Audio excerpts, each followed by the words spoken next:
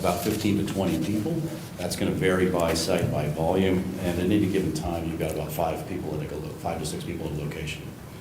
Each of those associates is fully trained for two-week period of time over 40 different aspects of the job, including customer service, facilities, fuel, et cetera, so that they're able to provide the service that we need to at any given store.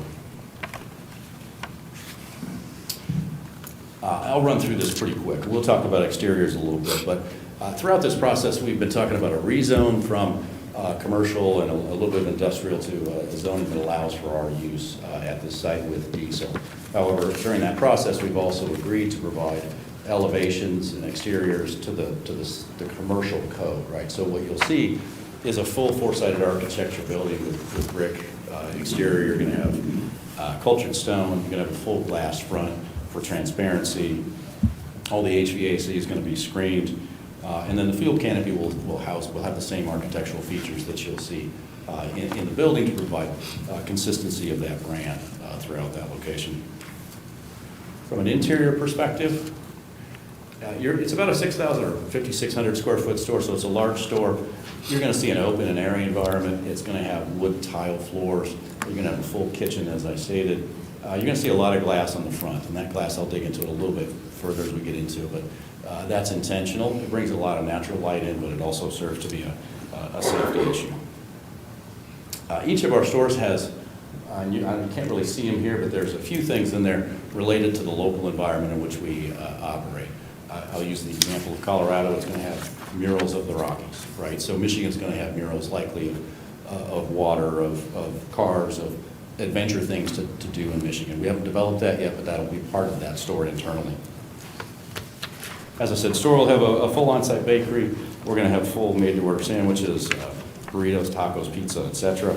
And we do maintain the interior of our stores very clean and well kept.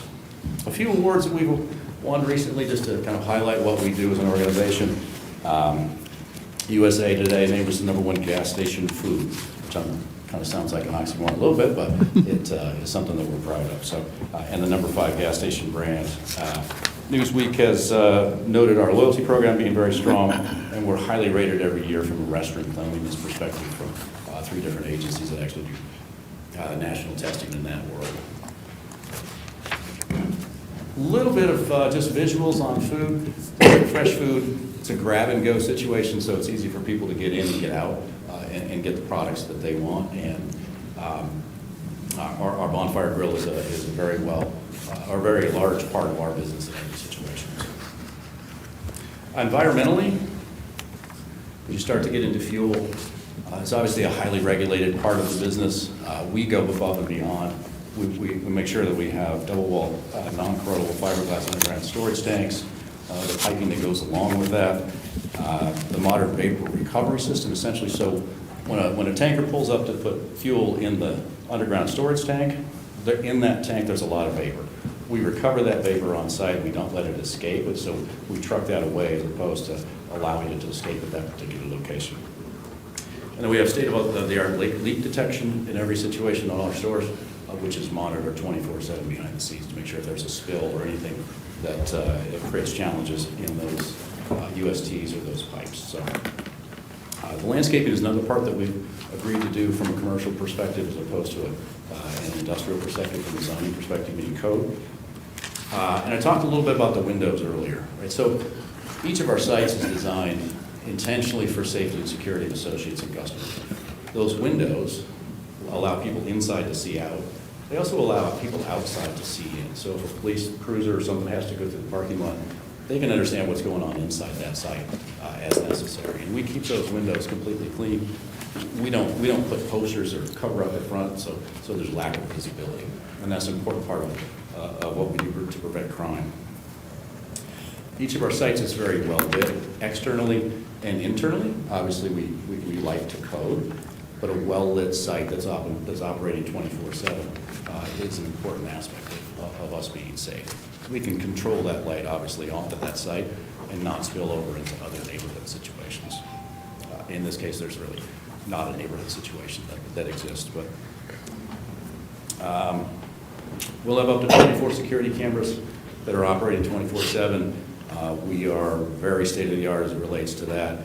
We are a source for video of things that happen in the area, and that is something that we're sourced for regularly. And then finally, not quite finally, but we become a community hub. And so we're open 24/7, we're well lit, we're very safe. We become a safe haven for people if it's necessary for them. And I'm going to get into this particular location quickly. The question's been asked a little bit of kind of why would we choose this particular location to build a store. First and foremost, we look for corner locations. It's a lighted intersection. It's got strong traffic in both directions. That light slows people down. It allows people the opportunity to easily move in and out of that site, and that's important for us. Industrial areas, which this is, are a big part of our successful stores. Industrial users have a strong propensity to utilize convenience store situations, both for fueling and their convenience needs, but also food. And there's a lack of strong food operations, or options in this area, and I think we would fill a nice niche there. As I talked about traffic a little bit, it's you're running 23,000 on E-course, and I'm going to round numbers, but you're about 12,000 on Middle Belt. The combination, is that right? Yeah. Flipped it around, sorry about that. Anyway, about 15% of that is commercial traffic, right? That's trucks, that's straight trucks, that's a pickup with a trailer. It's that type of vehicle. And so we would like to offer diesel in this setting because I think it makes logical sense for the people that are passing by here currently. This would be we are a pass-by business. We're not a destination. People aren't going to come off of the interstate a mile from the south or 2 miles to the east to actually visit our store. As they go by us on their natural patterns, they'll use our site, but no one's going to come, especially with the airport traffic, come off Middle Belt and go there and then go back to the interstate. So we operate off of pass-by traffic. There's a little bit of rental car business here, we think. The return, obviously, straight south. However, we're not the normal route. We'd have to be on the opposite side of the road for that return. But, and finally, I get back to the food. I think there's a lack of food here, and I think it'd be a good opportunity for us to be able to serve that customer in that area. I'm going to turn it over to the expert, Jamie. Something like that. So as Dave touched on, here's just a quick illustration for anyone not familiar of the general area overview of where the site is, the cross streets. More importantly, here's kind of a broad overview of our site layout. General fuel canopy to the west of the store, and then to the south is can be described in a couple different ways. Commercial canopy, larger vehicle canopy that offers diesel and gasoline. So the idea isn't to be exclusively semi-trucks. It could be, your landscaping company that can benefit from that area. Even someone with an RV, someone with a, truck and trailer that tows a boat, or ATVs. So that is, intended to be separate, allow, freer, safer movement between your typical passenger vehicle and, large vehicles that can benefit from that canopy on the south side. The site is not designed to accommodate any sort of long-term parking. That is not intended here. The intention for any vehicle that would use the south canopy is to come off Middle Belt and exit via E-course. Staying separate from those passenger vehicles, via the rear one-way drive behind the building. Here's, kind of another illustration of some, vehicle movements we needed to include or always contemplate as part of our site plan. Make sure that there's good fire truck movement. Just kind of illustrate, one of the ways a trash truck can access the dumpster location, and then typical largest vehicle that may access the canopy on the south side. As I just noted, that kind of would be the top end as far as design vehicle size. Box trucks, delivery trucks, down to anyone else who can benefit from that canopy would use that area. Quick overview of the floor layout. Some similar pictures as were shown earlier. On the bottom of this view would be the point of sale, front of the store, And then on the top side is where the restaurant portion is with other, convenience items in between. Main entrances on the bottom and then a side entrance on the right side. And then, as noted, these are the elevations we're proposing for this location, swapping out some of the hardy board with additional brick on the upper portion of the building, and then the stone matching the typical building on the bottom. Just rear view, not as exciting as a side or front, but just so you understand what we're offering here. And then a rendering to kind of a better concept of how it looks in a more of a 3D view. And then maybe hard from a distance, but this is the canopy elevation that illustrates the additional stone added to the columns to match kind of what the building is offering. And then just kind of overview of the colors and materials, just with additional detail and description. Kind of, additional commentary on, trucks and things we were touching on earlier. It's pretty well distributed here as far as northbound, southbound, on Middle Belt and E-Course. Middle Belt being a little heavier on the traffic side.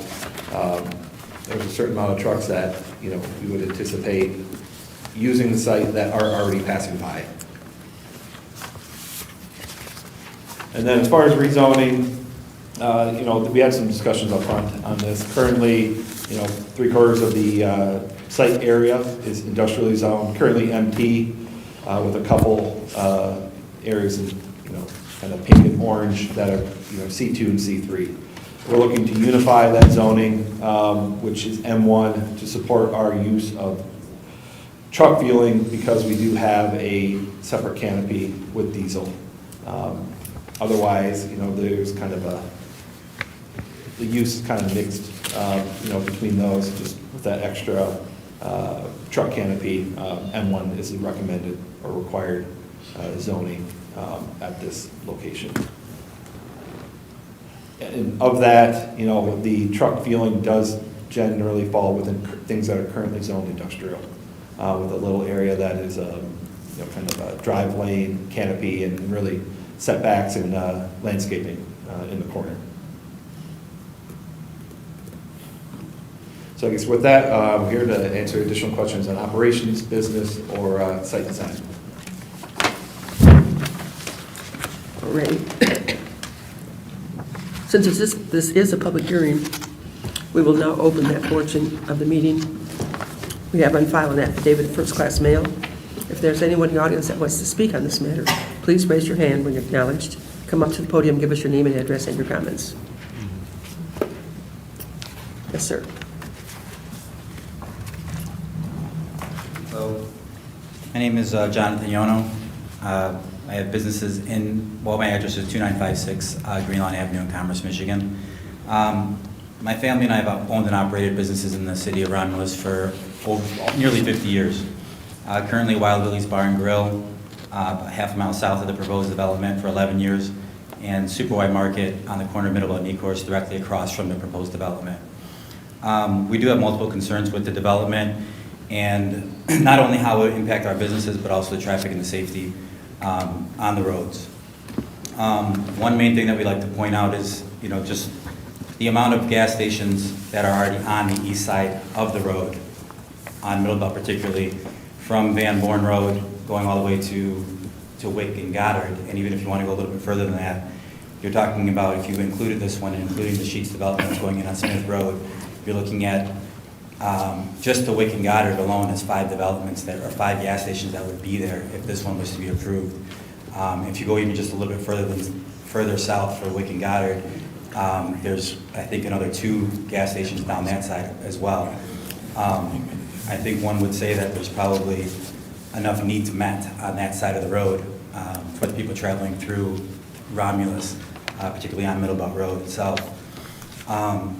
As far as what they were mentioning as well too with diesel traffic and then the traffic on that road, I couldn't help but notice on their plans that they have the approach off of Middle Belt Road is so close to the fire department.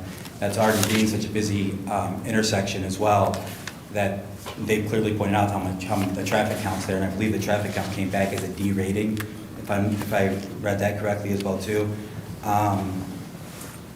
The backups there alone during a regular day, even at any given time when there's a red light there, back up and reach the fire station as well.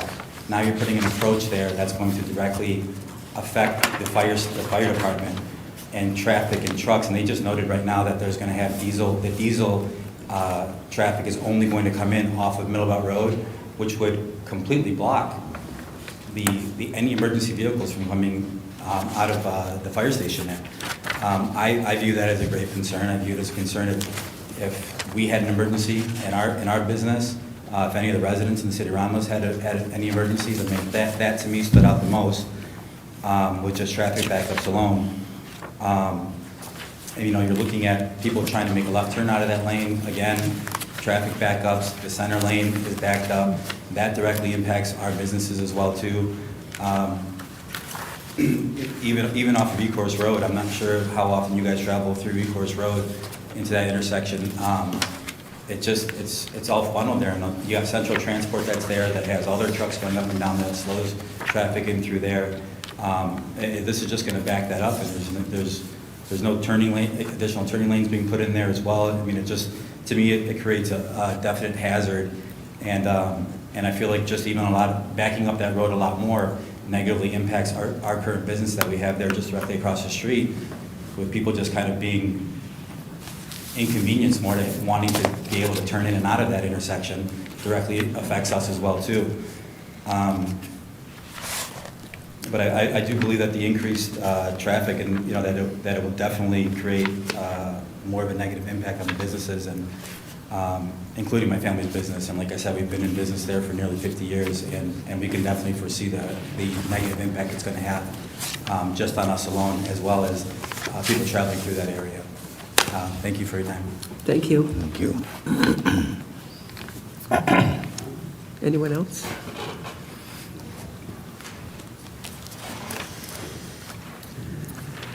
Yes, my name is Bob Richardson. I represent Mr. Jalal Jamil. Mr. Jamil is the owner of the property.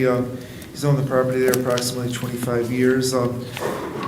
He's a longtime business owner in Romulus as well. He formerly owned the liquor store at Ecorse and Merriman Roads and Ecorse and Wayne Roads at one time. At any rate, he's owned the property a long time. We view this property as being, one of the gateways to the city, so to speak, and we're enthusiastic about the Maverick proposal. We think they're going to put forth, a first-class, development on this corner that's going to be, that's going to add to the neighborhood, and we're very supportive of what they propose to do here. Thank you. Thank you. Thank you.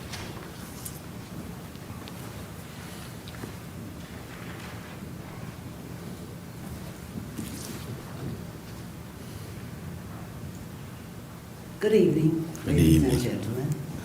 My name is Virginia Williams, and I'm also a resident of Romulus, and I live off of Ecorse Road. I've been looking over some of the businesses that have petitioned or put in applications to the Planning Commission. One thing I know, and I'm not against gas stations, but one thing I do know, in the real near future, we're heading toward electric cars. So, and I'm not 100% with it right now, because every time the wind blows too hard or we have a storm, we lose power. So even then, what would they do? My concern is the residents say to me, and I myself, gas stations with restaurants or semi-fast food places inside is not what the residents of this city is asking for. They want to be able to go and sit down and eat a dinner with their family. Going inside of a business and ordering from a board is not what we deserve. I'm not trying to tell no business what type of business to put in, but you have to understand, Romulus is the only city in the state of Michigan with an international airport. The only one. Instead of industrial and things that's not actually benefiting the residents, we need to look more for things that's actually gonna draw people. These type of gas stations, or any gas station, as far as I'm concerned, because we have so many. We have one at Middle Belt, and I'm thinking that's Goddard Road, that was approved and is still almost sitting dormant. Are you guys familiar with that one? So, a lot of times businesses come to our city and they promise us the world. And if we don't stay on top of them, they do the opposite. Amazon promised that they was gonna direct their trucks down Vining to 94. They come straight down Ecorse Road. I live off of Ecorse Road. Ecorse Road is a very, very busy street. During certain parts of the day, I can't even come out of our subdivision. I have to go all the way around and come out Wayne Road. If Romulus and Wayne County would extend Ecorse Road, and even the state of Michigan, to maybe 4 lanes with a turning lane, maybe it would make sense. But right now, 2 lanes and barely a turning lane, and there's trucks up and down Ecorse Road constantly. So how do you put an exit or interest off of Ecorse Road and make it make sense with all the truck traffic we have already? My husband been driving trucks for over 40-something years. He used Ecorse Road, whether it's going to 94 or whether it's going to 275. Ecorse Road need to be expanded before we put any more type of industrial there. As I said, nothing against any business that has an application with the city of Romulus. But we have to consider, what are we turning our city into? And how are we pleasing the residents that pay taxes and that live here? I've been here since 1970. When I go out to eat, I'm going in another city. We need to start, and hopefully we can draw businesses, and not just this planning commission, but even residents and other departments in the city, draw businesses that can draw people here. We have too much traffic going in and out of that airport. We need to get some of that money. How often are you gonna gas up? Like I said, we have the gas station that's coming, the big major gas coming at Vining and Wick. Look, that's not all we want. It's not about a gas station. And to make it look fancy and pretty, to say we're gonna have a restaurant inside and it's gonna be beautiful, how much time is you gonna spend in there? You can't sit down and eat dinner, take a family. That's what we're looking for. When I looked at this, when this came to us, and it's not right. It's not right that we would overload Ecorse Road or even Middle Belt with truck traffic. I'm trying to visualize this. I'll go down Ecorse Road heading to 94, trucks trying to come out, whether they're coming out on Ecorse or Middle Belt, don't make sense to me. I can't see it. If they didn't choose to spend money to expand Ecorse Road, it doesn't make sense. And it's not fair to those that already use Ecorse Road, those that live off of Ecorse Road, the residents that live here in this city, to be bombarded with that additional traffic. And so I say, really, you know, look this over. It doesn't make me happy at all that the different businesses, industrial. The residents are screaming. And it's not just a grocery store. I hear that too. But somewhere to sit down and eat. McDonald's, Burger King, Taco Bell. Come on. That's fast food. That's fast food. What about a sushi? What the young generation is eating? Benihana's. If Detroit can do it, come on. We got to grow. And we got to grow in a way that we can draw residents. It's not so much about the businesses. The residents is not gonna make any money if we don't have any businesses here. But we gotta have businesses here that are actually benefiting the residents, not just themselves. Thank you. Thank you. Yes, sir? My name is Joe Farhat. I own the gas station across the street from the project. I've been in Romulus since 1989. We have a business in Romulus, and I love the city of Romulus. Besides what they said, Ms. Williamson and the other gentleman, about the traffic and how bad it's going to be, there's 16 or 17 application for gas station within 3 to 5 square mile of Romulus in that area, which is, plus we got about 10 of them. So what we gonna do? What we gonna do? Romulus need business better than gas station.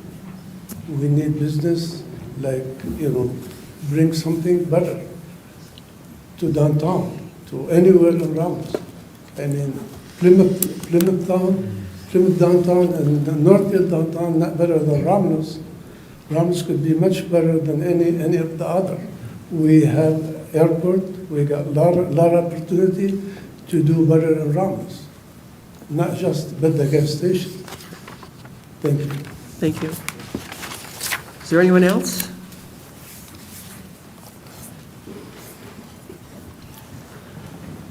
Seeing no one, I will close that portion of the meeting. I will open up to the commissioners for questions and comments. Madam Chairman, Mr. McAnally. I grew up in that area, Middle Belt, Beverly, E-Course area, and that traffic in that area has always been bad. It has always been jammed up with trucks, and it's gotten progressively worse. The idea of trying to stick a semi-fueling area into that part of the road is nonsensical to me. I'll never support that. Can I see a gas station maybe just for cars only? It's a nice gas station. I think you provide a good product. But I cannot support anything related to diesel fueling there. And again, I had the same questions. How many gas stations does this town need? Do we need one every 5 feet? It makes me awful nervous when I hear how many are coming. Not everybody's getting in. So that's my comment, my thought. Thank you. Ms. Roscoe. First of all, I work right there at E-Course in Middle Belt. I travel that intersection 2 or 3 times a day. Sometimes I get to work at 6:30 in the morning. I leave around 5 o'clock. I'm in and out of my workplace during the course of the day, different times, noon, 3 o'clock, for different reasons. And that area is so congested all the time. I don't care if it's 6:30 in the morning when I'm getting to work. I work north of E-Course on Middle Belt. And it is nothing in the morning to be backed all the way up to the fire department, coming from 94. I get off on 94 and head north. And my concern is the fact that E-Course Road is 2 lanes. I cannot tell you how many times that I'm sitting there waiting to get through the light to get to work, or vice versa, going the other way. And people literally have to back up to let the trucks turn onto E-Course Road and on that corner. And I agree with Mr. McAnally. I grew up in that area. We all, since we were kids, since it was 2 lanes, long time ago. But what I'm saying is, it is going to be impossible to have a safe, it's not safe as it is in that area, but for trucks, semi-trucks, big trailers, things like that for diesel, to come in and out of that area, to come off of Middle Belt Road and then try to come out back on the E-Course, especially if they're going to go westbound, you're going to have nothing but problems. They have a hard enough time just making that turn. The turning lanes are short. If you can get 3 regular cars in that turning lane, you're doing good. Semi-truck, you're going to get one semi-truck in that turning lane. And I'm saying that I'm there every single day, 5, 6 days a week, all different times of day. So that's just my opinion. I agree with Mr. McAnally as far as the diesel fueling and the trucks and RVs and trailers and everything coming through there. Until Ecorse Road is widened, as it is, Ecorse Road is so narrow anyways. For instance, when you travel from Middle Belt to Merriman and vice versa, the other way towards towards Inkster, it is so narrow there that you have to be careful that you have enough room if there's a big semi-truck coming or another big vehicle, depending on which side of the road you're on. So I just cannot see trucks pulling in there and pulling out of there and it not being just a total hazard, just a total mess. It's a mess there now. Just my opinion. Thank you. Ms. Jamison, and then Mr. Long. Yeah, just want to reiterate, I agree with my commissioners. The gentleman who spoke first, thank you. I did notice how close it was to the fire station, and that is a huge concern. And as Ms. Williams mentioned, Mrs. Williams, sorry, Ecorse Road is a hot, sizzling mess, and I hate it with a passion. And I do have to travel that quite a bit. And it's not just that road is narrow. The problem that you have is if you're traveling southeast on Ecorse, when you get past Middle Belt, it actually has 2 lanes that quickly narrows, and all the idiots, sorry if I'm offending anyone, but it's bad, that come and try to speed around and jump in front of it before it narrows. It's just absolutely insane. Now, couldn't imagine putting anything else there. And I did read where it said that widening that is probably out of the scope of the project that you planned. I'm sorry, but that wasn't a good plan. It needs to be widened. I agree with everything that everyone said. A traffic study is not sufficient to pinpoint a couple of things here and there. You gotta live here to drive some of these streets, and it's absolutely not possible. It's not safe, and it just doesn't make sense. And as Mr. McNally said, it looks like a nice project. Actually, I wish we could say yes. Not there. Someplace else maybe, I don't know, because we do have a lot of gas stations. But I have to agree with everything that everyone said. It would be the biggest no in the world for me, so good luck, though. Thank you. Mr. Long? Yes, thank you, Madam Chair. Well, looking at this project, first of all, I would like to thank Maverick for choosing Romulus to pursue this project. And I do agree with the rest of my commissioners that this location, even though you have had traffic studies, is not really sufficient for what we're looking for within the city. And another thing also is that with the firehouse being just south of you, that's a major concern also. But what I would like to do is give you an opportunity to explain your traffic study and what you see, how you would overcome the issues that we are concerned with, if you would. Yes.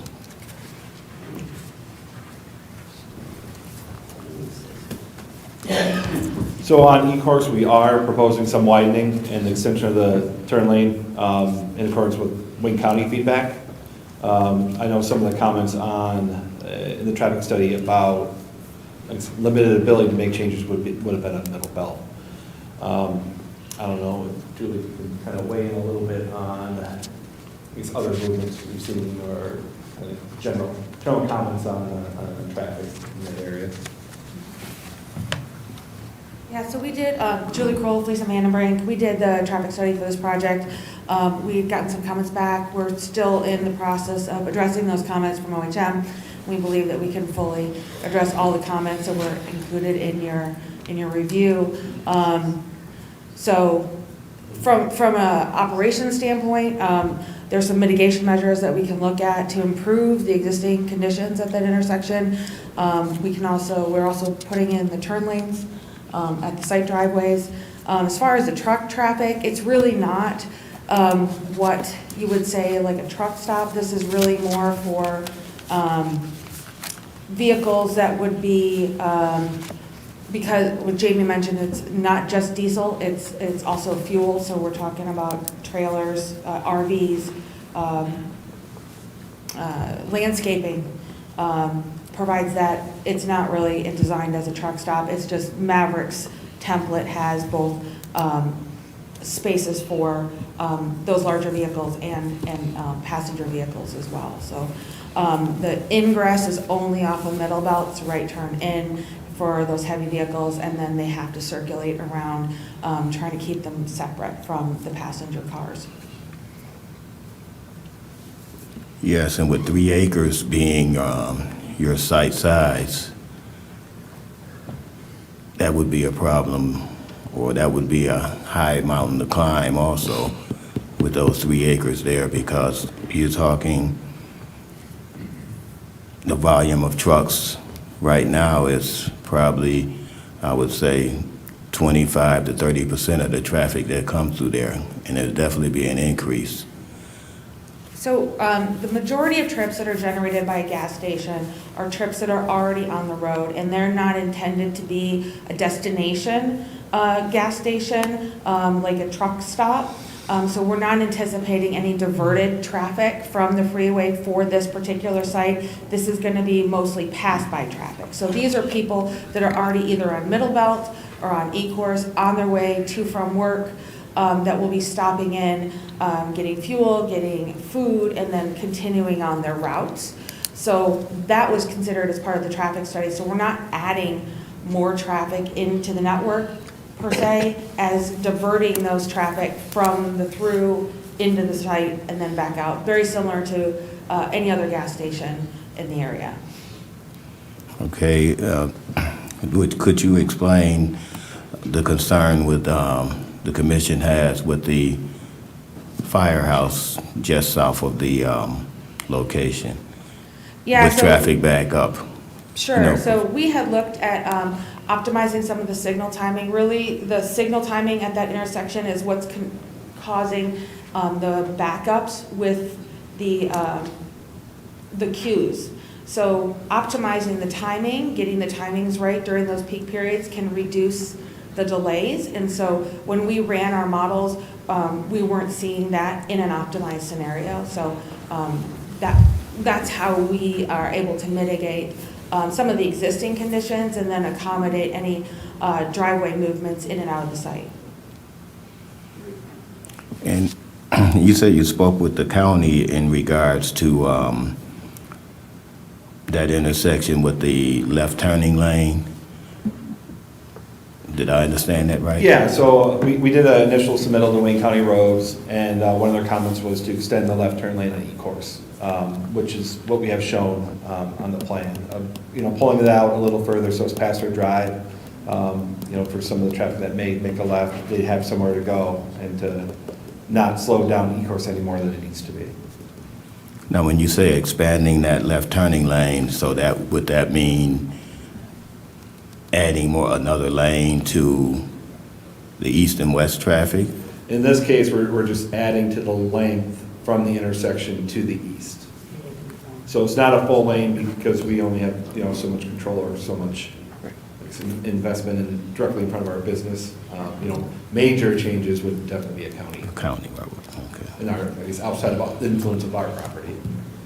I guess a quick comment on kind of driveway locations. I guess whoever goes here, if they're living to the corner and, we're kind of looking at a larger parcel, we have the opportunity to move those driveways back from the intersection, which is preferable, reduces those conflicts. So anything that would want to develop here could run into, I guess, similar concerns and could be a higher traffic draw rather than our operation, which is, picking up traffic that's going by already. Yeah, but like I said, we don't, at least I don't have a problem with, per se, You know, we have a lot of gas stations, but I don't have a problem with a gas station, but a fueling, diesel fueling, that right there is a whole nother animal. Well, thank you, though. Appreciate it.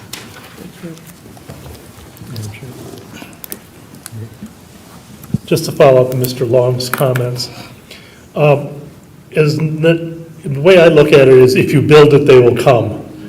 You know, if you put diesel fueling out there, you're probably going to start pulling some of the business off the truck stop at Ecorse in Inkster coming your way. And so, once they know there's a new place in town, they'll show up. And we're going to still be dealing with this issue. So again, like I said previously, I don't have anything hard set against the gas station itself. My problem is with the fueling and the rezoning for the diesel. Thank you. Mr. Grova. Madam Chair, I have the same concerns as everyone else. It's Ecorse Road. I see where trucks over there were going to exit onto Ecorse Road. It would be a real problem. And but what I want to bring new to the table is I agree with Mrs. Williams.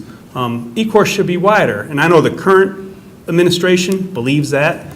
Previous administrations believe that. The majority of the city council members, I've never talked to one that does not believe in that. And really, that kind of falls on Wayne County. Wayne County is responsible for that road. Wayne County has to come up with some money for that road, and probably everybody else would add in. But this is where it comes down to. Wayne County needs a widening Ecorse Road, and that would alleviate a lot of that traffic. In Taylor, it's wide. Van Buren, it's wide. But in Romulus, for some reason, it comes down to 2 lanes, and we probably have more traffic than both of those in certain areas. I know the administration worked hard to get Ecorse and Wayne Road improved and widened with the council, and hopefully something can happen down the road. But until that point, yep, I agree with everyone else. Ecorse Road is a real problem. Thank you. I too am really upset or concerned about the amount of traffic that would get generated there. And I know when I've gone through there, I've seen near misses where cars almost hit each other. Fortunately, they don't. But then my other question is, what are you going to do that is going to benefit our residents? How is this going to benefit our residents, other than going there and getting gas? I mean, what kind of benefits are you giving to the city?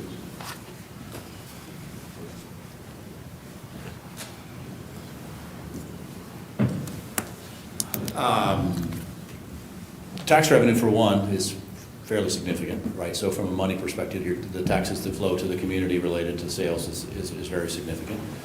Obviously, we provide a food service product that is not current in that market, in that situation. Not that there aren't food areas or food places there. There certainly are, but they're not that much of it to serve the amount of traffic that is actually there. We philanthropically participate in community activities from a financial perspective as we become part of community. So I mean, there's that benefit. I'll try to say this in a way that you have a corner that is blighted, and it would make that corner much more attractive than it is today to the community. Not to say that there's anything wrong with that, but that's the situation that exists. We would look at that and say we have the ability to improve that corner significantly. We have the ability to provide a service that is possibly maybe a little bit. It's a newer site, well managed, well taken care of. It's attractive.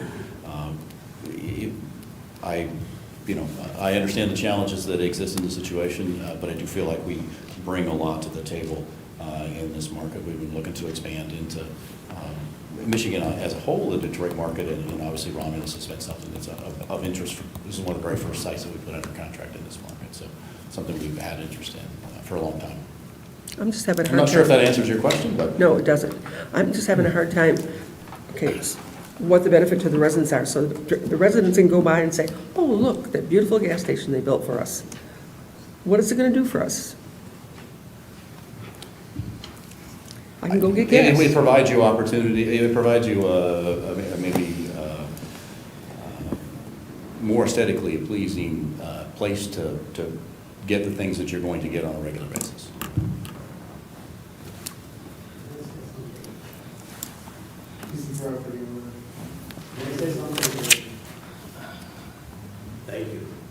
Good evening. My name is Jerry Jamil. I have owned that property since 1981. When the city of Romulus, Mr. Carmichael was supervisor, was not even a city.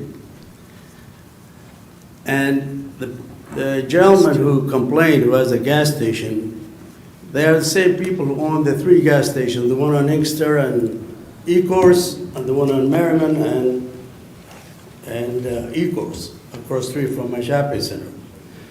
And they have this one too. And if you ever looked at their gas station, it's all full of potholes, ugly, behind it, all that vacant spot. I mean, it doesn't look like a building that the city should even be letting it operate. Now, these people, the liquor store, I don't care about. All they care about their interest. They're worried about if these people gonna open up in this property, they're gonna hurt their business. I understand that, probably. But I've had it for 40-some years. And for all these years, it's been sitting there. And if a project like that comes in and it's not approved, then it's gonna stay another 20, 30, 40 years. I won't be around. Probably some of us won't be around. So it looks ugly. The corner is big. It's 4.5 acres. But if you look at the other corner across the street, I'm sure many of you have passed by. You have seen it. You stop by the gas station.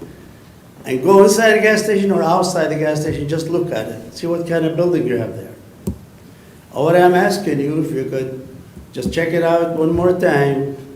Otherwise, this property is going to be sitting there for another 30, 40 years. Thank you for listening to me. Sure.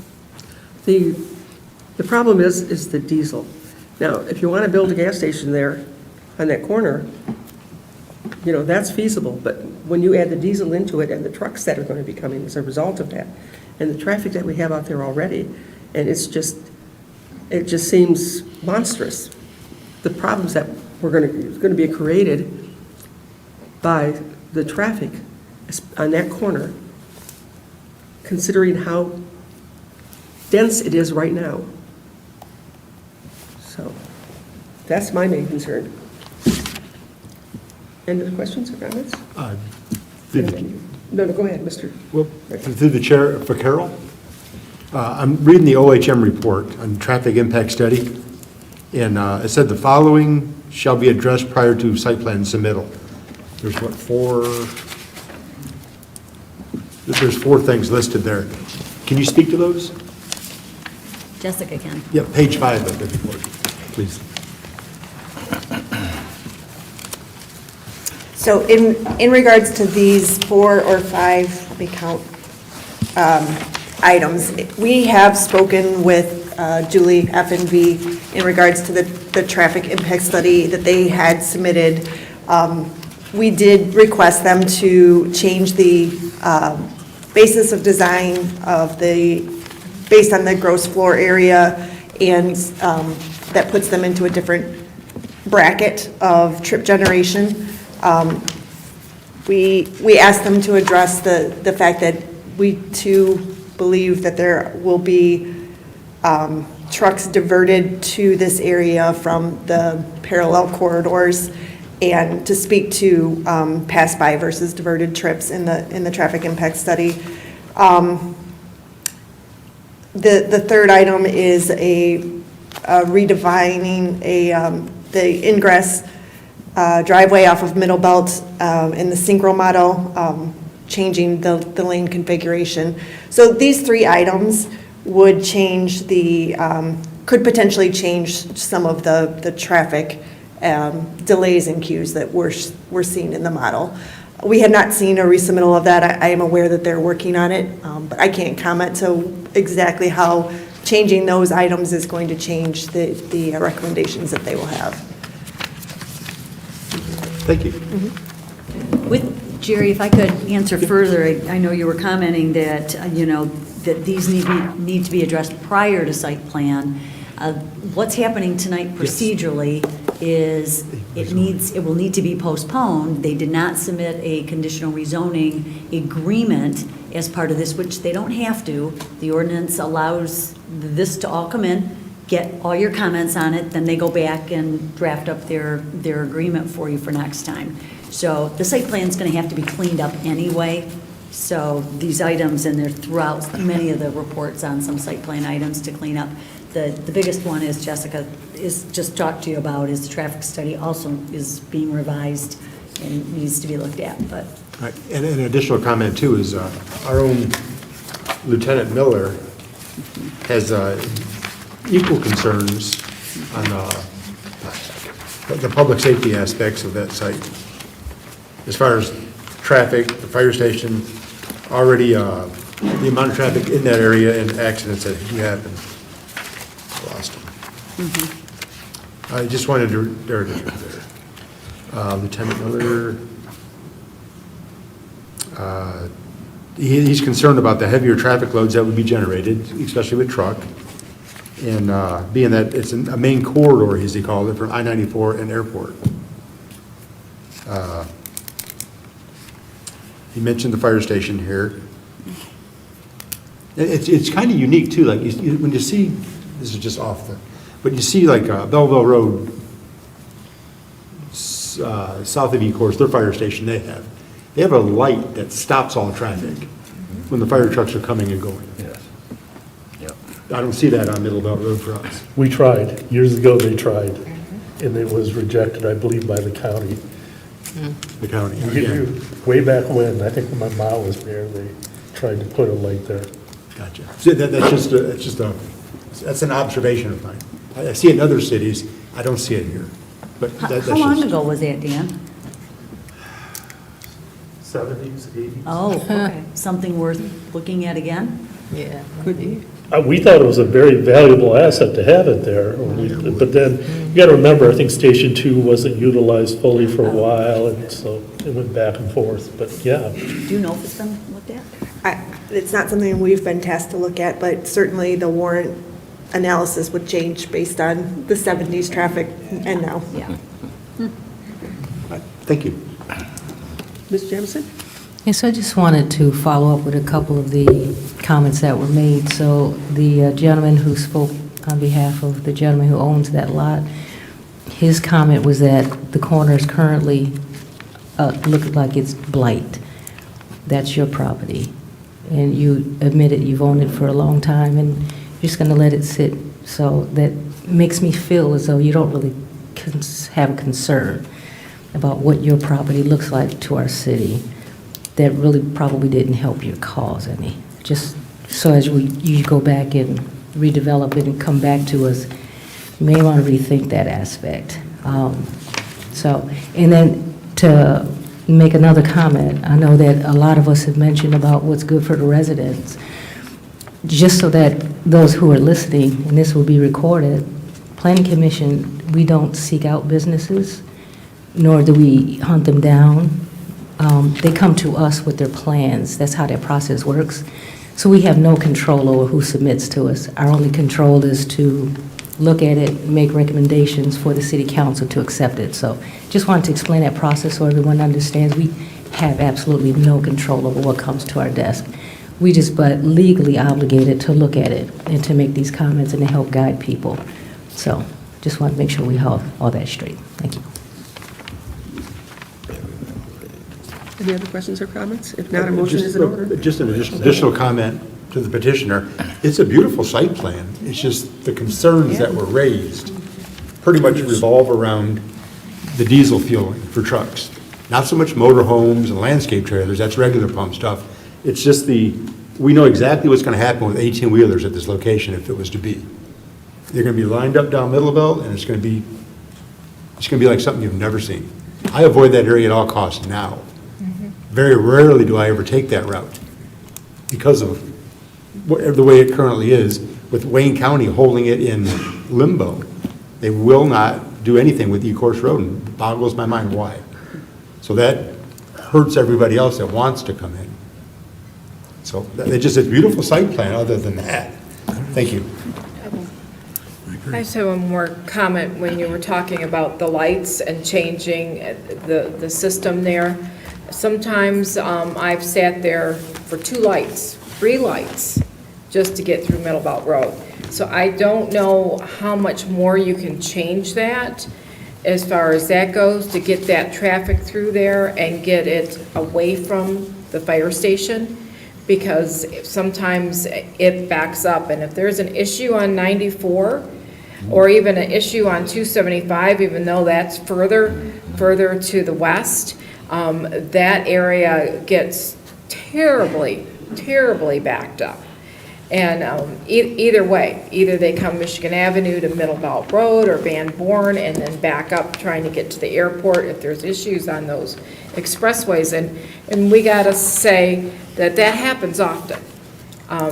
We can't say, well, that's once in a blue moon. It's not.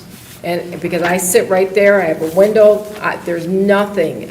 I'm quite a ways back. I'm probably between Beverly and Ecorse Road, where my business sits and where I work.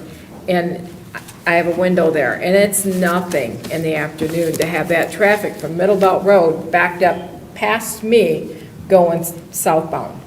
So, I mean, I totally understand traffic studies and what have you, but I would like you to go out there and sit for a couple days, because it's nothing like just counting how many cars are going through there. And I can't see changing them lights is going to help that issue at them certain times of day. But my main thing is there's accidents down there all the time. And it's just the way they're going to come into the station and the way they're going to have to come out of the station. Even if you push that drive back further from Middle Belt on Ecorse Road to come out of there, they're still going to come in there and out of there, and it's still going to be an issue. But that's just my opinion. So, but it is a beautiful site plan. I mean, as far as the building and the renditions and everything and the whole concept, it's just not a good spot for it right now. Until Ecorse Road is widened and it flows better through there, it's just not going to work. Mrs. Williams, you?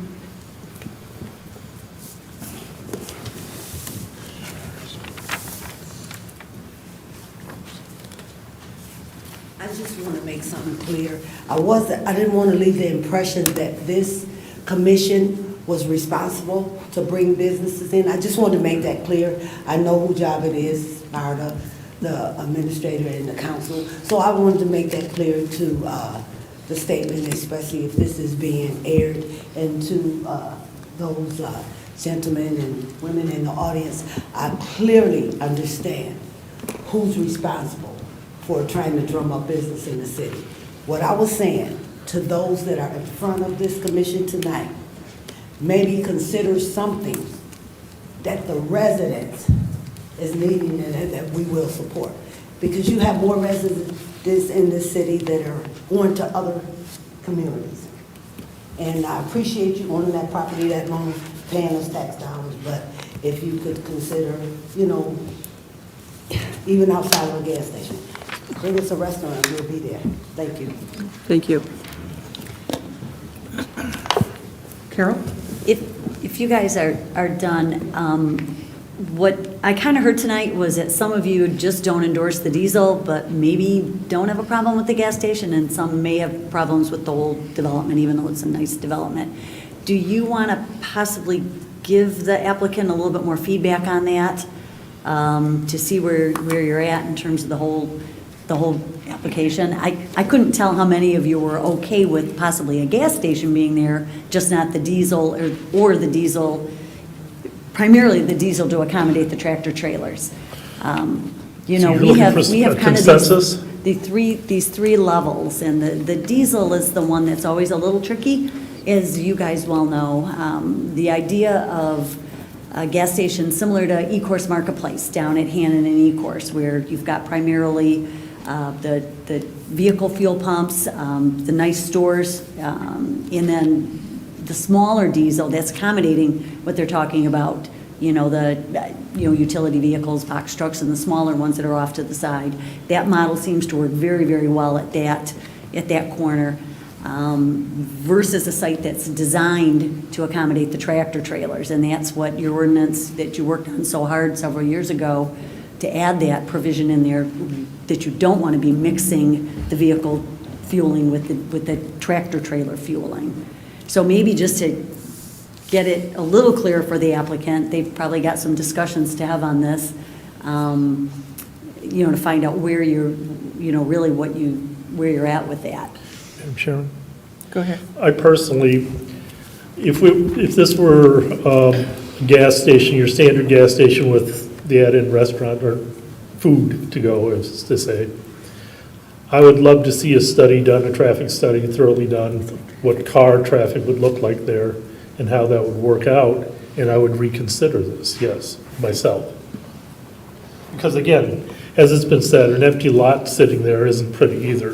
If we could make it work to some degree with a business there, I would be willing to look at it. I agree with Mr. McAnally.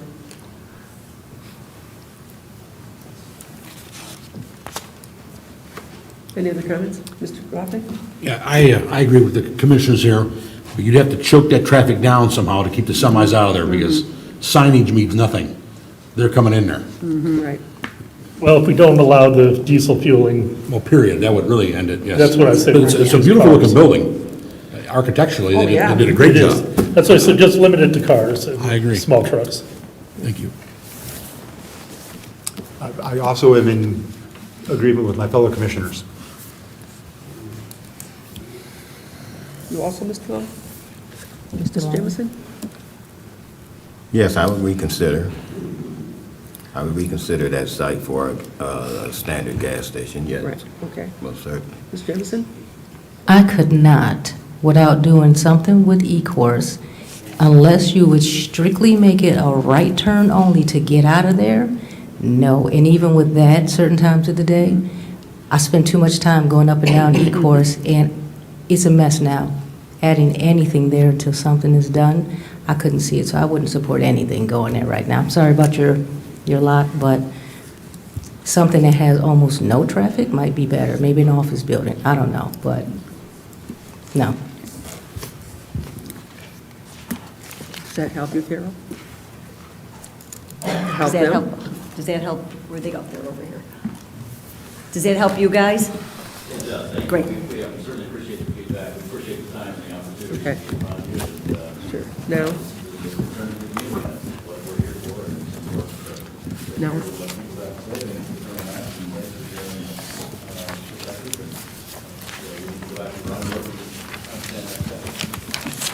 Madam Chairman, Mr. McAnally? through the chair, what are we looking to postpone? Postpone, Both? basically postpone the conditional rezoning request as well as the site plan. So two separate motions? You can probably lump it all together Combine them? since you're postponing. Is that okay? Madam Chairman, I make a motion to postpone RZ 2023-001 and SPR 2023-014. Do we have to put a time on it? Till No. such time Okay. that they want to return. Support. Who supported it? Mr. Long? I have a motion from Mr. McAnally, supported by Mr. Long, to postpone action on RZ 2023-001 and SPR 2023-014 Maverick Service Station. Any discussion? Pardon? Mr. McAnally? Yes. Mr. Long? Yes. Ms. Roscoe? Yes. Ms. Jamison? Yes. Mr. Gladfeldy? Yes. Mr. Fredericks? Yes. Mr. Kova? Yes. Chair votes yes. The item is postponed.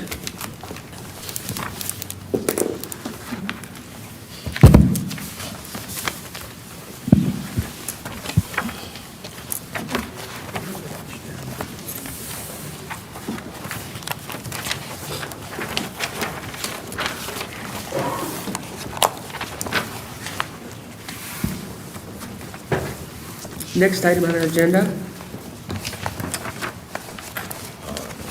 is SLU 2023-012, Quick Trip Diesel Fueling. And they are requesting special land use waivers to allow a service station with diesel fueling. Is the petitioner here? Oh, yes. Would you like to give us your name and address for the record, please? Hello, my name is Skylar Evans. Address is 50 South Main Street, Suite 200, Naperville, Illinois. Along with me, I have my counsel. Hi, my name is Todd Shebor, 24720 Rockford Street, Dearborn, Michigan, 48124. And also our traffic engineer. Andrew Bowen, 932 Violet Drive, Hanover Park, Illinois. Thank you. So you can go ahead. Do we have our slideshow?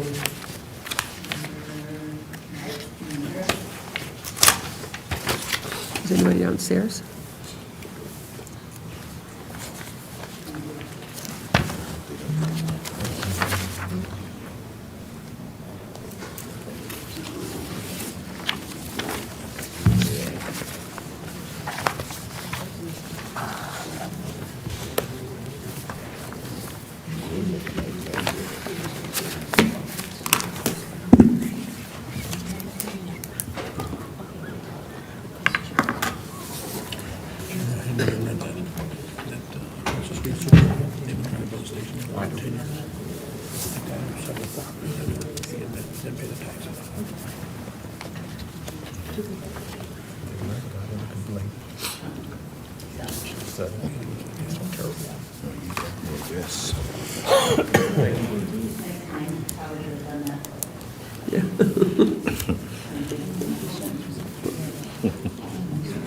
All right, are we ready? Go ahead. Awesome, thank you so much. So again, my name is Skylar Evans. I'm the project manager for Quick Trip. I'm working on this project. A little bit about Quick Trip. We started in 1958. We're still owned and operated by the founding family. Currently, we have over 1,000 stores nationwide, and we employ over 24,000 people. A little bit about Quick Trip. Over the last 15 years, we've been on Fortune's list of 100 best companies to work for. Our stores create an average of 20 new jobs per location, and that's really dependent. This side would be between 20 and 30. And even through COVID and the pandemic and everything that happened, we have never laid off an employee. Each Quick Trip location generates somewhere around $1.3 million in local and state taxes annually. We contribute 5% of our profits to charitable donations, or charitable organizations. Our big ones are United Way and Folds of Honor. And then we're also a nationally recognized National Safe Place location for endangered youth. And what that means is if youth under the age of 18 feel like they're in an unsafe situation, they can come into our locations. Our staff in the stores as well as our service center are trained to work with local law enforcement to ensure that that youth is taken care of. And then we let National Safe Place handle the rest from there. A little bit about the store security. So I came from working within the stores just like about 90% of our company does. We all work within the stores either as a manager or as a clerk. I worked the overnight shift 5 years ago in Tulsa, Oklahoma. I then moved up to the service center where if anybody calls to talk to somebody at Quick Trip, you'll call Tulsa, Oklahoma, and you'll get a real person. We take down your notes and we'll handle everything for you there. And then we also have 24-hour security services. So all those employees are also in Tulsa, Oklahoma. All the employees within the store have security badges, and we also have 360-degree coverage on our lots all the way out to the streets. Our security cameras are really good. We have 4K security cameras. We also are able to do plate recognition and facial recognition on some of our software so that we can help local law enforcement if needed. Before we get to the fresh food, apologize, I wanted to discuss some things that Quick Trip does really well for our employees. So we have a couple different programs. We offer scholarships. We also offer child care. We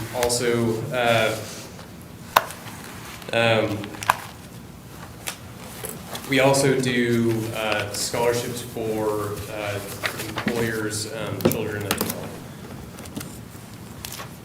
well. So we also offer fresh food. We have QT Kitchens, and the food portion of our business, it's not quite half of our business, but it's pretty close to it. We dedicate a lot of time and effort into making sure that we have some of the best equipment that we can, and we also make sure that we have the best ingredients that we can to offer a very good food. We'll go ahead and get into our store designs. So as you can see, I've outlined the landscaping portion of the building, so it kind of distinguishes our site plan a little bit. As you can see on Eureka Road, we have a right in, right out. We also have an 8,200 square foot building and 70 parking spaces. We also understand that the parking spaces that we show now are currently over what would be allowed within the code. So once we get to the site plan portion, we would be discussing trying to get a waiver so that we allow for more space for customers and ease of movement within and out of the site.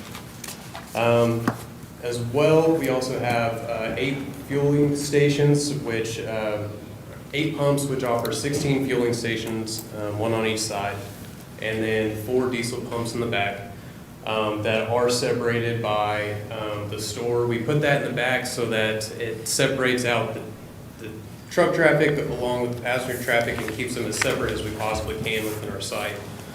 So our site's built on 4 acres, and in the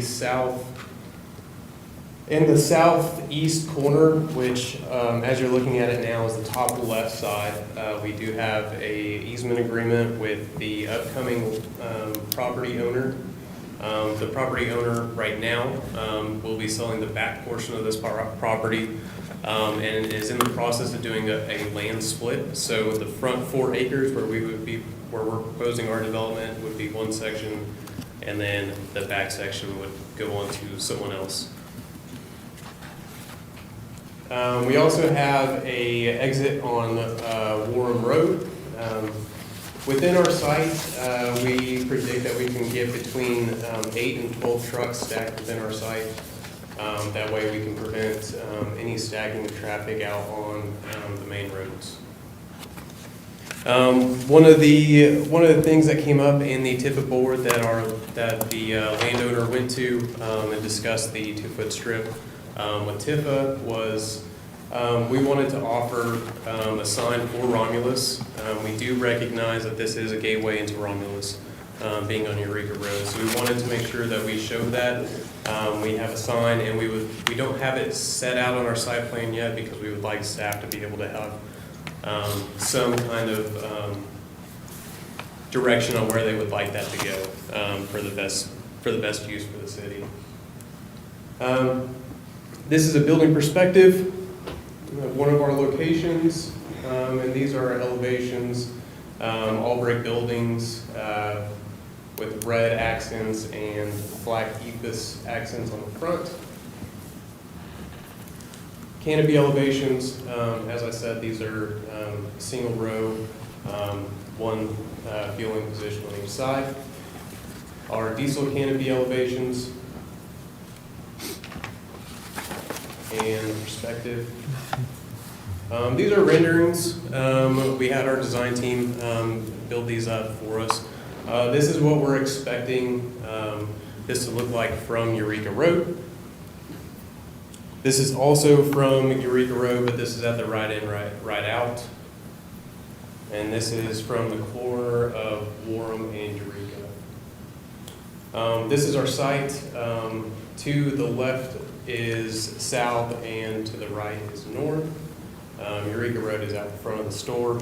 As you can see, we do have the diesel and the passenger sections as separated as we can possibly get them. And I will go ahead and hand this off to our traffic. Hello, my name is Andrew Bowen. I work with KLOA, and we did the traffic study for this site. We've been following industry standards for the whole procedure, but we've also been working to follow Wayne County procedures, and we've worked with the staff and the consultant of the city to go through several revisions to get the study to match their expectations and what they want to see from the site.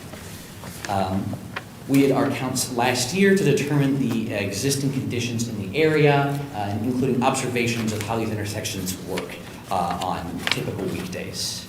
When we were projecting our conditions, we looked at our site, but we also looked at several other developments that are going to be coming in. So our traffic study includes multiple industrial developments that have been approved or are planned south of the site on Warman Road. So that's additional traffic that we made sure to consider. When we're looking at how much traffic a place like this will generate, we use surveys conducted by the Institute of Transportation Engineers at similar facilities. There's a couple things to note. The first has been talked about tonight. Gas stations generate mostly pass-by traffic, and this will be similar with this development. A lot of the traffic, but not all, will be traffic already on the nearby roadways, Eureka Road, Warman Road, that will divert in. There will be some new traffic, and the new traffic we consider includes diverted traffic from the interstate, which is just to the west of the site. We made sure to account for people that may leave the interstate, come to the development, and then leave. The next thing to consider is trucks. When looking at trucks, the amount we estimated is the maximum. There is only 4 commercial fueling positions at a location like this, and so those pumps can only accommodate about 4 trucks per hour as a maximum. And so when we evaluated the truck traffic that will be generated, there really isn't more that can be generated, as there's just a limit to how many can fuel in a single hour. We also know that a lot of these trucks will be passed by as well. Not necessarily just through, but from the nearby developments that will come to this to the gas station on their way to and from the interstate.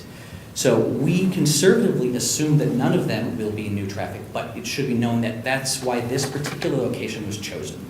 The intersection currently carries 240 trucks during the weekday morning peak hours. That's a single hour. There are plenty of trucks already in the area, and these trucks will be diverted to here for fueling purposes, but they won't be new. While some may be from the interstate, a lot of it will be these existing trips to and from the interstate from nearby developments, including the planned ones to the south. Looking at our conclusions from our evaluation, first we'll have our access drive on Eureka Road. It will be restricted to right in, right out only, which means people won't be turning in left or out, there won't be long delays. It's pretty easy to make those turning movements. In addition, a turn lane will be provided. This will reduce the impact of this on any through traffic on Eureka Road, as there's a deceleration lane. This would be the main entrance for trucks into the development, and so it's extra important that this turn lane is provided, and it will be provided along the site's frontage. The turn lane will be longer than minimums set forth by Wayne County, and will extend most of the way to the intersection. Looking at our access on Warman Road. Warman Road carries considerably less traffic than Eureka does, and that makes it a good exit point for the development. We looked at the ability of people to enter and exit and found that it will be quite efficient. It meets the standards expected for this, it meets the level of service C that is set out by provisions. Looking at the signal right next to it, the signalized intersection of Eureka Road, Warman Road, and then it's Wayne Road to the north. We made sure to evaluate how the turning movements will affect this intersection. With any development, the delay increased by a small amount, and that's to be expected. And the northbound approach is a particular concern. In order to mitigate these, we have suggested alterations that can be made to the signal timings, providing more green time to the northbound approach, which currently receives a minimal amount of green time, so that vehicles are able to continue to leave and those queues do not extend to the driveway. The intersections further away from the site we surveyed to the south at Pennsylvania Road with Warman Road, to the east at the south leg of Wayne Road, and to the west with the interstate interchange. We found that those intersections have plenty of reserve capacity to accommodate the traffic, and that there will be almost no increase in delays at those locations. I think that's about it. Yes.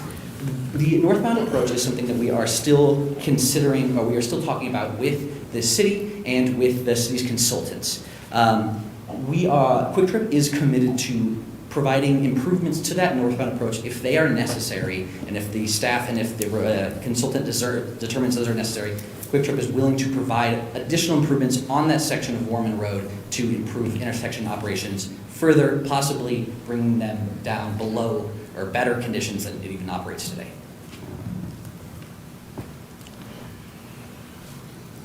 Just final, again, my name is Todd Shebor. I'm outside counsel for Quick Trip. Just a few additional final thoughts, and kind of summarize a few things.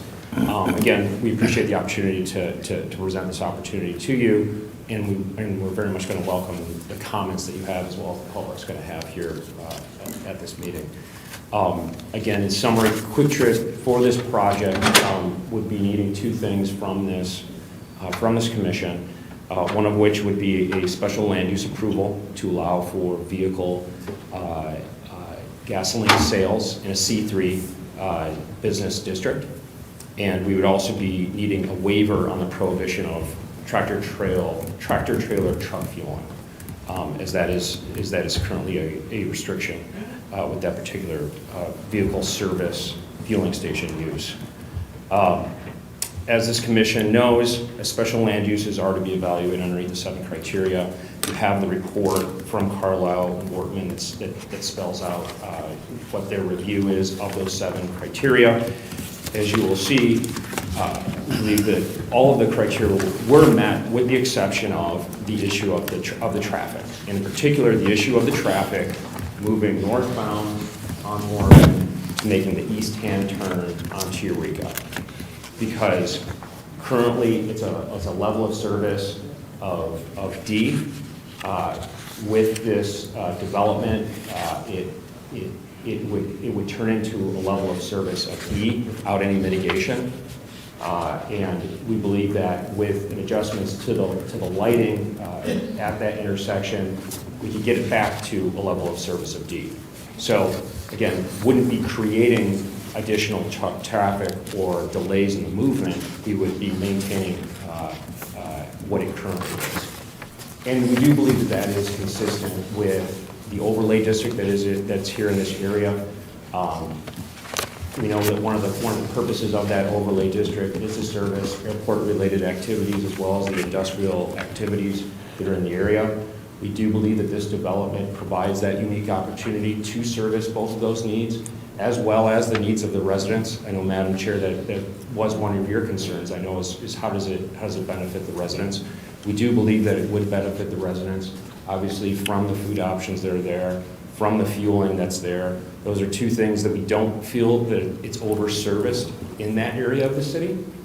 And as well as this site is for any concern of the truck traffic, we are not adjacent to a residential neighborhood. So again, we believe that this use is consistent with the overlay district. We believe that it is consistent with the master plan. And we think that this, as we know the commission has concerns with diesel fueling, we think it makes sense in this location. So we'll welcome your comments and thoughts.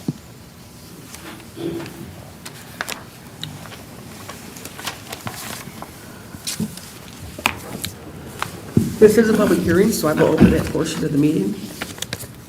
Let the record show we have on file an affidavit of first-class mail. If there's anyone who wishes to speak on this matter, please raise your hand, come to the podium, give us your name and address and your comments. Yes, sir.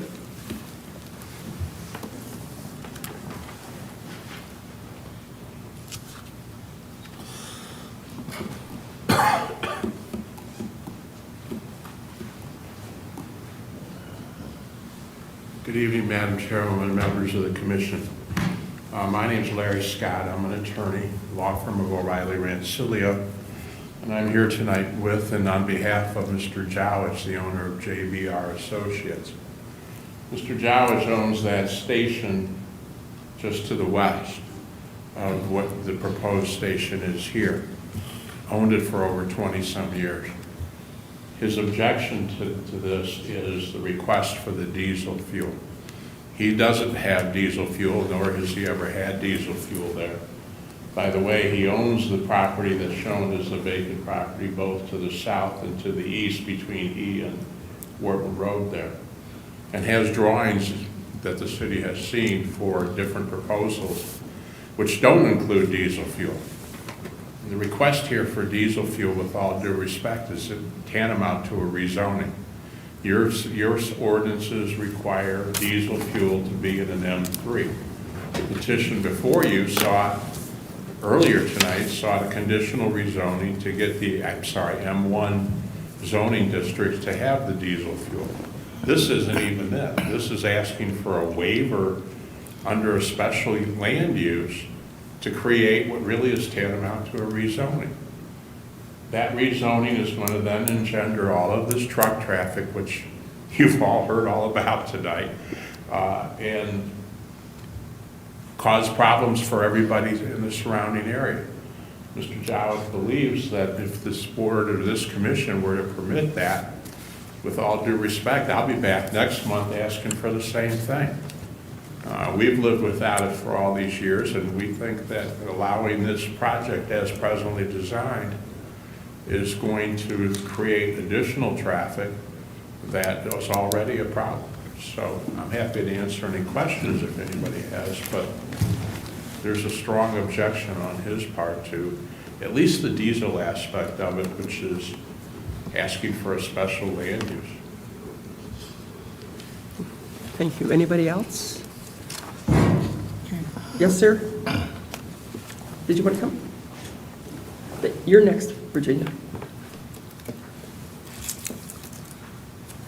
My name is Ned Yowich.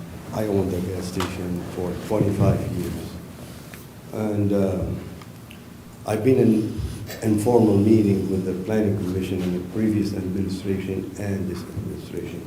And I think a few years ago, probably 10 years ago or so, they adopted that no diesel fuel in the area. And I was always told when I came to present, I owned the property in the corner for over almost 15 years. When I came to add diesel fuel or expand, I was told informally in meetings with the Planning Commission, Mr. Tim Keyes was the head of the Planning Commission at the time. No way they will allow diesel, trucks in a corridor of the airport. There's only a few parcels before you get to the airport. This parcel, the one that's subject, and probably two more. And it's always, the intention of the Planning Commission to have mixed use, like businesses and restaurants and everything. We are in front of the Planning Commission right now. We submitted a plan for a strip center on a road. So they will come, but if we turn the whole thing in here to all this, we're gonna be doing the same thing, but I was prevented doing that for 10 years, 10, 15 years having to do that. And informally, and I have, presentation that it's not gonna be allowed. Now we see this coming, and it's really not even the use anymore, the C3 regional district zone. It's not in a zoning, and it's the asking for it. I've been really, I feel like I denied that use for 15 years. I've been there, asked for it. So that's why we are here opposing this, because we were prevented doing it. And there's no support in here business-wise for just two gas stations, just fuel. We survived, the COVID with no airport, and still right now there's just enough for barely one gas station with nothing. So it's the focus is a diesel in here, and it's going to turn the whole corridor to the airport is nothing but diesel truck stops, and I'll be the first one coming next month to do that. Thank you. Thank you. Okay.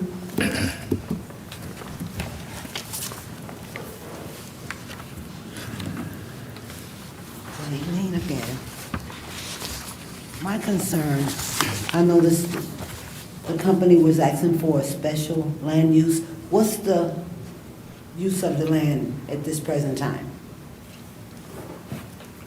What is it zoned? Yeah, what is it zoned? C3 commercial. Yeah. That was my concern. I was concerned that they was asking for a waiver. I mean, what's the process just to waive it and not have it rezoned? Madam Chairman? Right. If I go through, as I understand it, what they're asking for, under the C3 usage, they can request a special land use for the gas station itself. Okay. But they're asking for a waiver for the usage, something that we, because it's not allowed on C3, they're saying, well, just waive it and let us do it for the diesel Okay. pumps. Now, I can't remember where we've ever done that.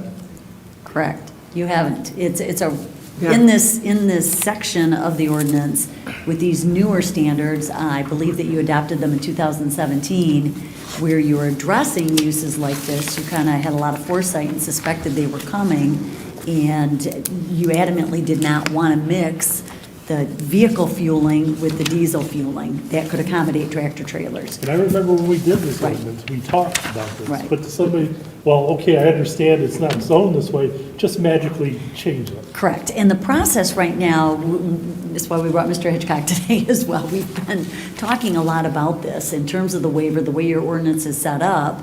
The Planning Commission has authority to grant waivers. This is a pretty significant waiver because it's dealing with a use.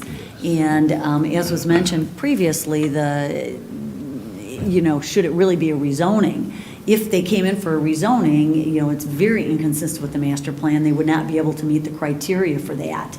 So this was an attempt on, the applicants and to come in and seek some input from you all to see if this is something that you would consider, which would not only be a zoning change, if it was a rezoning, well, first a waiver, then possibly a zoning change, but bottom line, a master plan amendment change. Because this area is not master plan for trucks. It's not only is it C3, the surrounding properties are all C3, it's in that whole corridor there, and it's the Southern Gateway overlay is on top of it. Right. So it's pretty significant My point from a was, use standpoint. for this unusual of a change, there should be really strong just cause for us to want to do that. And I don't see it, except that they want it for themselves. And I'm afraid we open a Pandora's box if we do something like this. It's my fear, and I'll let the attorney speak to Yeah, that. maybe you want to comment on that in terms of, I think that is a stretch, and that we probably need to tighten the wording in the ordinance under the special land use approval waivers, so that, in my mind, when I read it, a waiver like this wouldn't be something you could do by a waiver, in essence. It would require a rezoning or a conditional rezoning to try to accomplish this. But the language is kind of broad in the current language. But also, you got to consider this, that the standard for having these trucks is to have a C rating. And this study shows that it's D right now, and it will be E if they open up, and maybe they can bring it back to a D, but it still won't be a C-rated intersection there at all. So that's the other consideration, that it's not as though it's sitting there right now more than adequate to handle this if you wanted to do it. That's the additional problem. One, do you really ever want to do this? And secondly, is the capacity there for that intersection to handle the additional traffic that you would get by the 18-wheelers? Thank you. I didn't mean to hijack your question. That did answer. I was just concerned because I heard the previous two gentlemen get up that own the gas station that's presently there. And so, I know a lot of times in situations we have to be careful, because if you do it for one, then you open the door for others. Thank you. Thank you. Any other questions or comments? Yes, sir.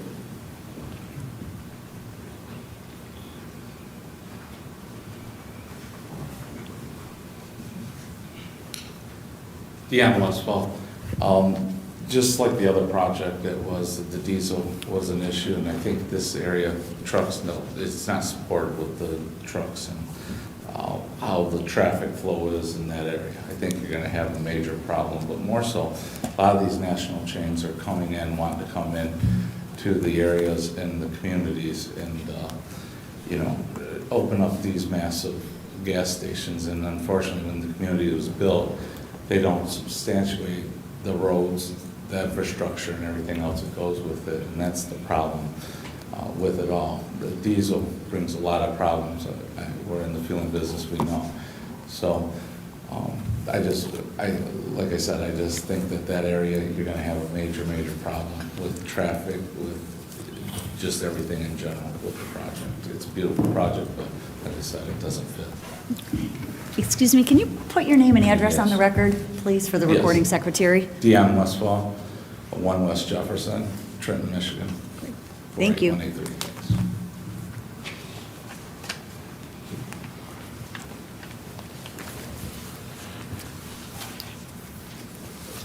Any other questions or comments? Mr. Groba? Yep, I had a question for the city attorney. If you could explain some of the litigation that we could possibly be opening up for the city if we were to approve this waiver when it was informally denied to an adjacent neighbor. Can I step in on that one? We don't have any record that you officially applied for diesel. And in fact, on your plan that you submitted, you do have diesel on your plan that's in our office right now that you submitted. Yeah, you've got 2 pumps at the back of the. Can you talk into here, please? So, but we looked and we don't, did you just get an informal comment from the city that diesel No. wouldn't be I allowed? mean- Or you said the planning commission denied you diesel? What I said earlier on, about 10 years ago, when Tim Keys was a planner, and we came, and he had that property in the corner, and then we were trying to develop it and have, you know, the city contribute the access land that they have on Normal Road. Right. And I was told, and I can quote Mr. Keys, and I Okay. think he will testify that I was told that ain't no way will be diesel fuel here. So was Then, it- at that time, let me see, to finish. At that time, you know, we did not present anything related Okay. to diesel fuel because the fact is, we were told that not to. Okay. Until now, until then, the city adopted in 2000, you said 17 or 16, that 17. there's no, in a C3 diesel tractor fuel, because they said the corridor to the airport and they wanted a mixed use, there's only limited properties, and they don't want it to turn to be truck stops. I mean, if this thing will be at, you know, really, literally, will be a couple of fueling areas, and then the airport, and then a bunch of trucks. And that's what they didn't want, and they, you know, told us it's not gonna go. And so we did it, and all this time, and now until this thing came, and my plan, the one right now, is not for diesel fuel, it is for additional fueling point. That's all what it is, and a strip center. And you told me at the time that it's gonna be channeled, you know, so it's not, so we knew that it's not gonna be a truck stop. But now, we're talking truck stop. No, I just wanted to get on record that you weren't that's officially, what it it was was. never submitted. Yeah. So your question in terms of legal ramifications from being, then it would become informally told that you probably, I don't, I don't worry about the historical part, but I would be concerned about, once you grant the first one, stopping any more of them. As was pointed out, that this gentleman will be coming back wanting it to have Setting a precedent. truck fuel, and what's the difference between his property and this property, and then the other properties that are available to the east yet. Yes, I think that does open up, as was suggested, a whole change in the nature of this strip from the freeway to the airport there. Thank you very much. Ms. Jameson? So my question also is for Carol, Mr. Hitchcock. So what do we need to do at this point to move forward to close that gap so that our language is not so broad, so we don't have that problem, so Pandora's box can't be opened? So we will be looking at the ordinance. We're compiling a series of ordinance amendments for you right now. And this will be one that will, this was discussed when it went in. And previous consultants wrote it in with the knowledge that, or with the direction that if somebody asked for it, it would be a waiver from the planning commission, but it would be a pretty significant one. I mean, as you're hearing right now. So, but we will definitely, it's definitely on the list of some proposed tweaks. And like I said, we've got a lot of them. Jeff has lots of ideas on our ordinance, don't you, Jeff? So, Thank you. One more question. Okay, go ahead. You done? Somebody else have some? Just a question, will the special land use goes to city council, does the waiver go to city council, or is that? no, it goes as part of your recommendation with the overall special land use. So it's all or nothing? It's all, it goes with it. The way the ordinance reads is that it's recorded as part of your recommendation, that's what it includes. A waiver to whatever of those conditions you want to waive. So you can't split off a special land use just for a gas station, let's say, unless you include that waiver? So if you would be denying, right now, you're here tonight to, in essence, give this applicant some direction Fair on your enough. thoughts on this. And they don't have a full application into us. There's been a lot of the special land use that's been evaluated, as you saw in the Carlisle-Wortman letter. But what we don't have is a detailed site plan. Right. And completed, is traffic completed? Do you have enough to make your assessments there? The traffic impact study is done. Is done. So that input is there. So for tonight, I think they would love it if you did grant, you know, if you were considering this use, you know, to approve the special land use with that waiver conditioned upon a site plan. I don't think you're ready to do that. And again, we wouldn't recommend it because we don't have the complete site plan. Okay, So tonight, what you're doing is just providing direction to the applicant. And similar to the case that you had before, you know, your thoughts on, is a gas station feasible? Is the diesel a deal breaker for them? You know, kind of those same questions. And then they'll have direction to go back, revise their application if they so choose, and come back to you. Well, I can put it on the record, I'm certainly not in favor of putting this waiver out there. No. Okay. Madam Chair, did you close the public hearing? No, I didn't, Oh, okay. because that gentleman just got done talking. Oh, okay. If you're still taking comments and just taking these, that's fine. Right. Was there anyone else that wanted to speak at this time? Not that they can't speak once you close the public hearing. I know. I'll always bring people back up. All righty, we'll close that portion. Okay. Open up to the commissioners, questions, comments? We did it. If there are no questions or comments, then I guess a motion is in order. Can they make an official motion? I think he wants to. One question? Sure. Sorry. Again, because we're here for feedback, I think at least we understand at least maybe where a few of you are coming from on the issue of the waiver. Again, you know, we're not trying to do anything sneaky. We're doing what's permitted under the ordinance. So I just felt that needed to be said. Sure. And, you know, as from the report that was done, and again, we addressed that one of the concerns was the traffic. And so I think what would be helpful for us is that if the concern with this body is with the traffic, if it makes sense for us to continue to work with the city to address that traffic on that intersection, or if this body, their concern is with respect to a waiver that they do have the right to give, and we shouldn't really be spending any time trying to address that corner in the traffic, we would appreciate to hear that from the commissioners, to the extent that anyone wants to provide that feedback. Thank you.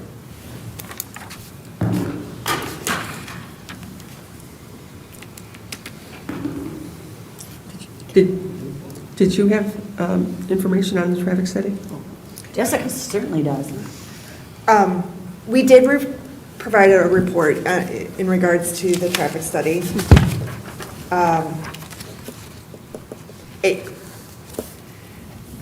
We outlined in the report that the level of service of D is existing from the majority of the movements of that, at that intersection. We note that they will both go to a level of service of E, and they have offered timing at that intersection to increase it back to a level of service D. At this time, there was no recommendation or no analysis on the corridor to see what could be brought up to a level of service C. They are taking into account all of the site plans that you have approved along Warman Road, and then also some of the site work that has been done in Huron Township to the south. So they are taking into account the existing construction that has been approved and is going to be ongoing in the next year or so on Warman. I can answer specific questions. I guess I'm not sure what other information you guys are looking for. Just make sure. So we're right now sitting at E, correct? As it sits today? D. No. What are we at today? D. We're at D. D. D. We're at a C, a D, and an E, depending on which direction, because each movement at the intersection has a different level of service. So the level of service for the through lane to the north and the right turn lane, which are a single lane, they're not separated. That is in the morning, a weekday morning right now is a level of service E, and then the evening it's a level of service D. And this will only get worse, no matter what, whether it's a gas station alone for cars or not, it'll get worse.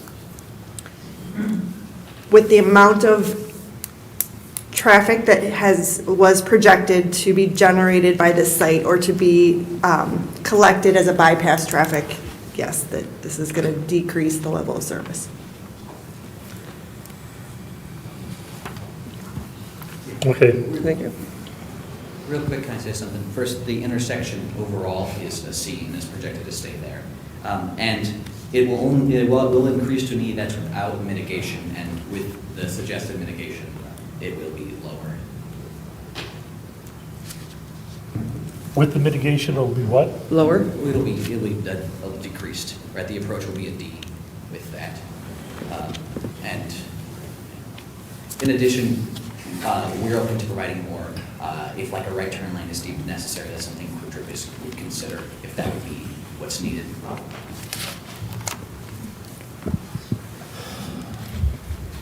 So with the Quick Trip as the company offering to do public improvements, we just would like the opportunity to get that added into the traffic study and added into the site plans before a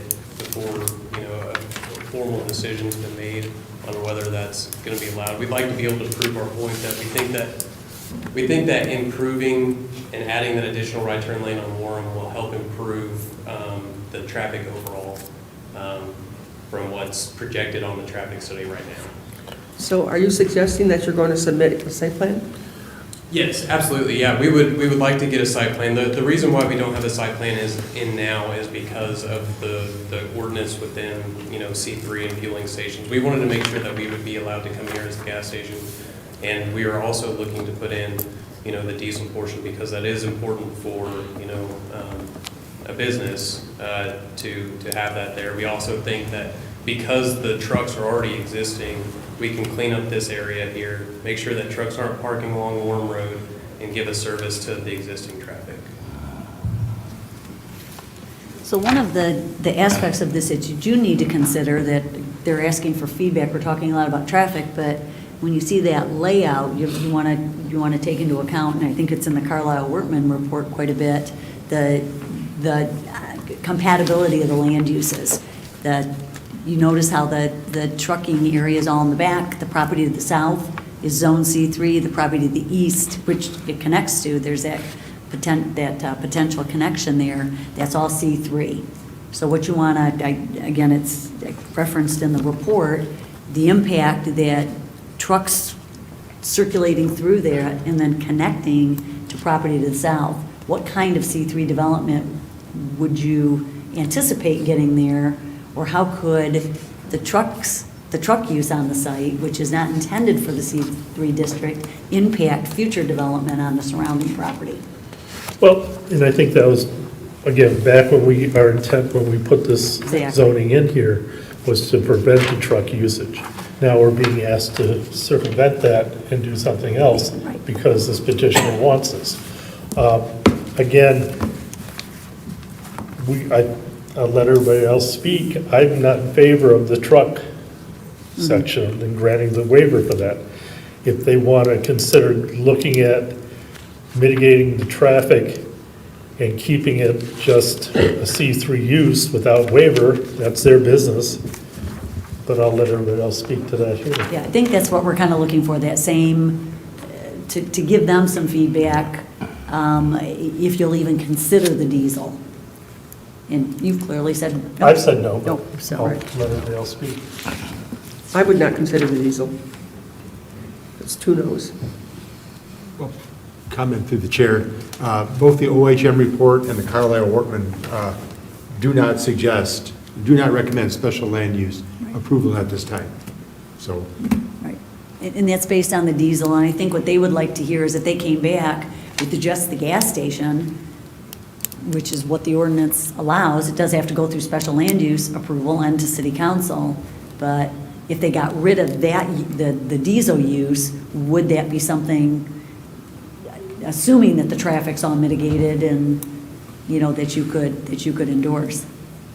And for them, is the diesel a deal breaker? I understand. Personally, I don't feel that anybody's in favor of diesel right here. I'm not trying to speak out of turn, but just based on the way everyone's been talking, I get the impression that we're not happy about diesel there. Okay. additional comment through the chair.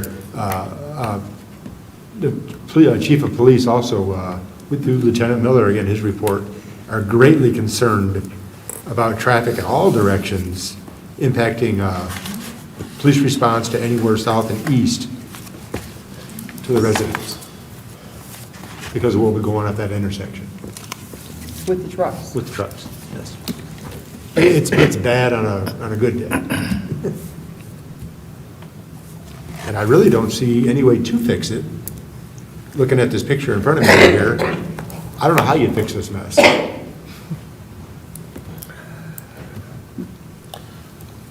At this point, are we looking to postpone it and let them give it another try or decide what they want to do from there? You could easily postpone it. Postpone action, you've given direction, they can go back and Either do or don't. and decide what they want to do based Right. on the input that they got from you tonight.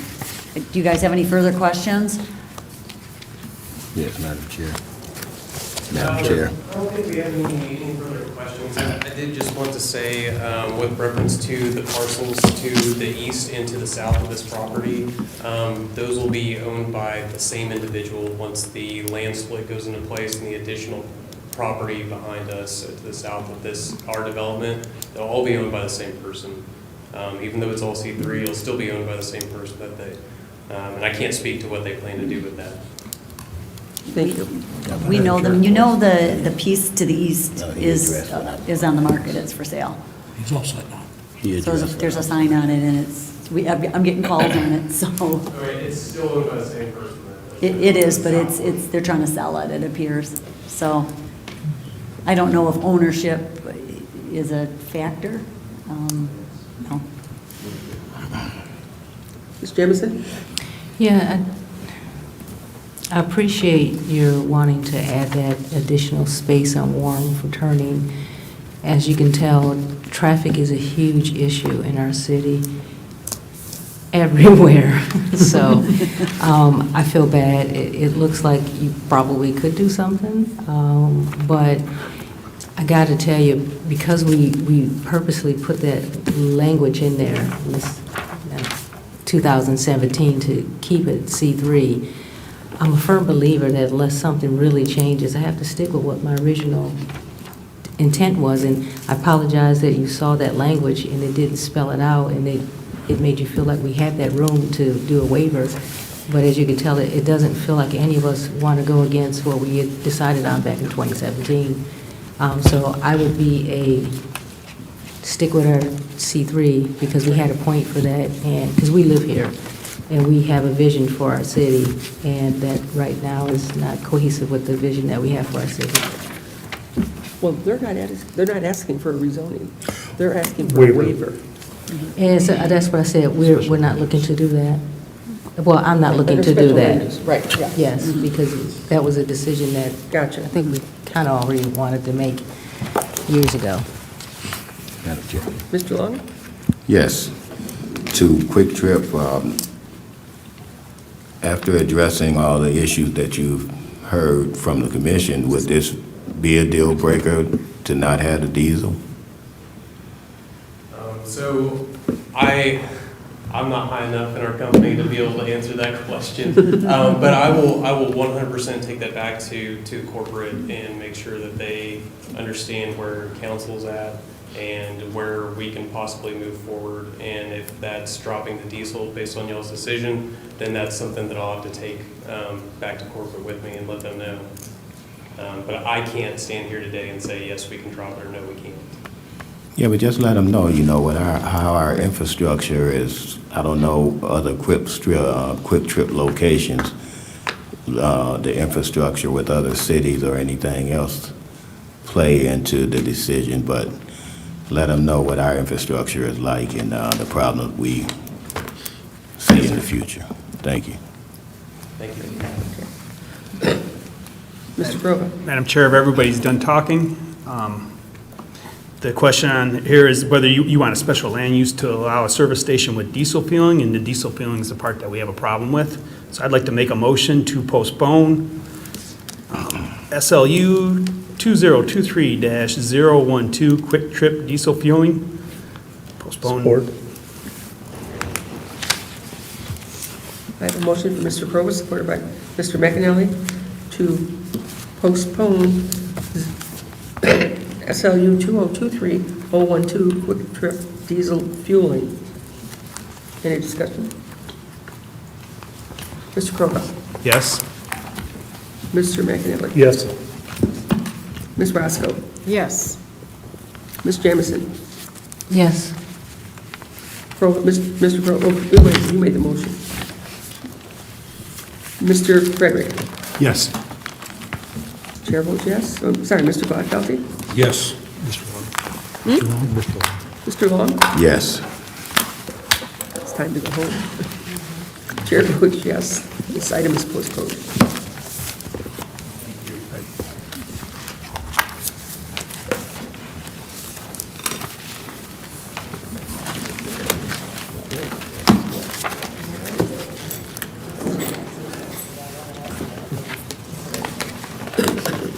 Bye-bye. It's getting late. I'm not allowed out this late.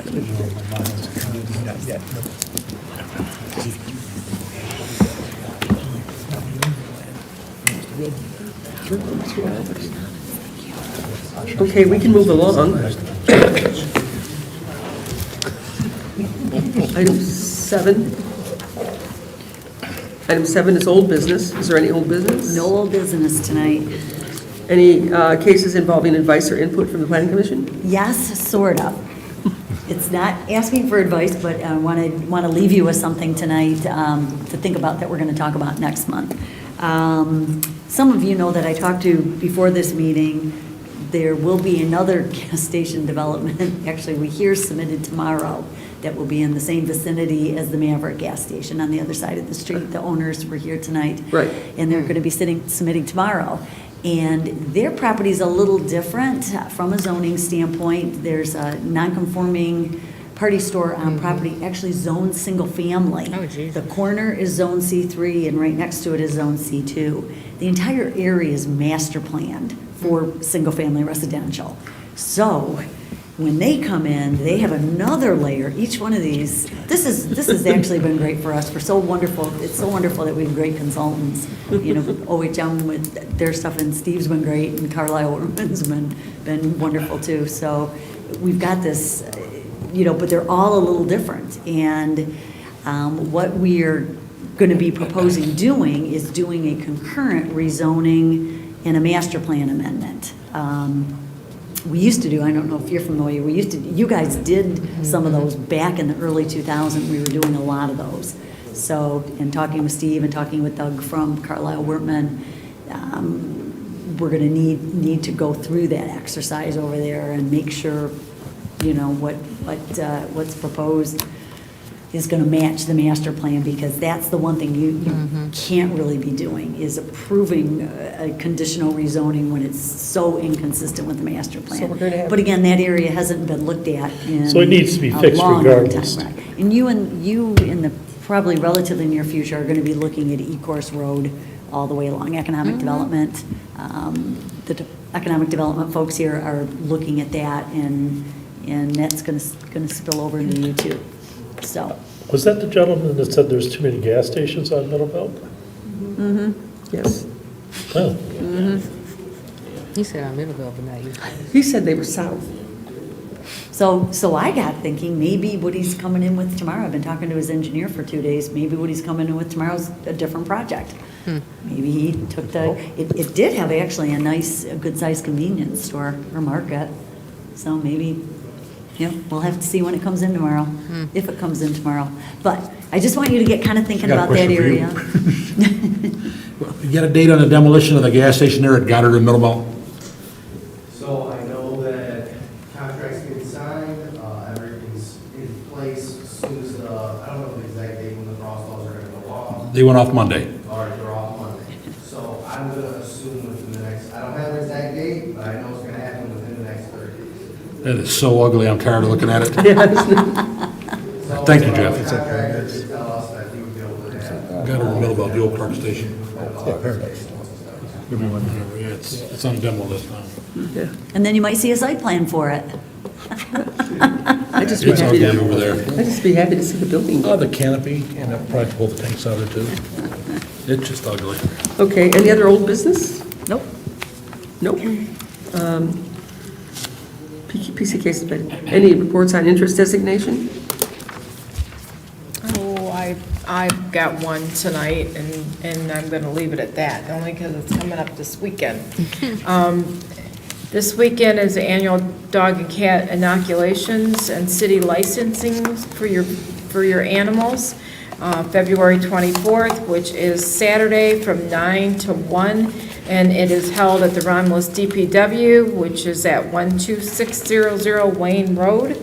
And I won't go through everything that they're doing and the prices and everything, but you can get your dogs and cats vaccinations, and Fluff and Puff will be there to do a little bit of grooming for you.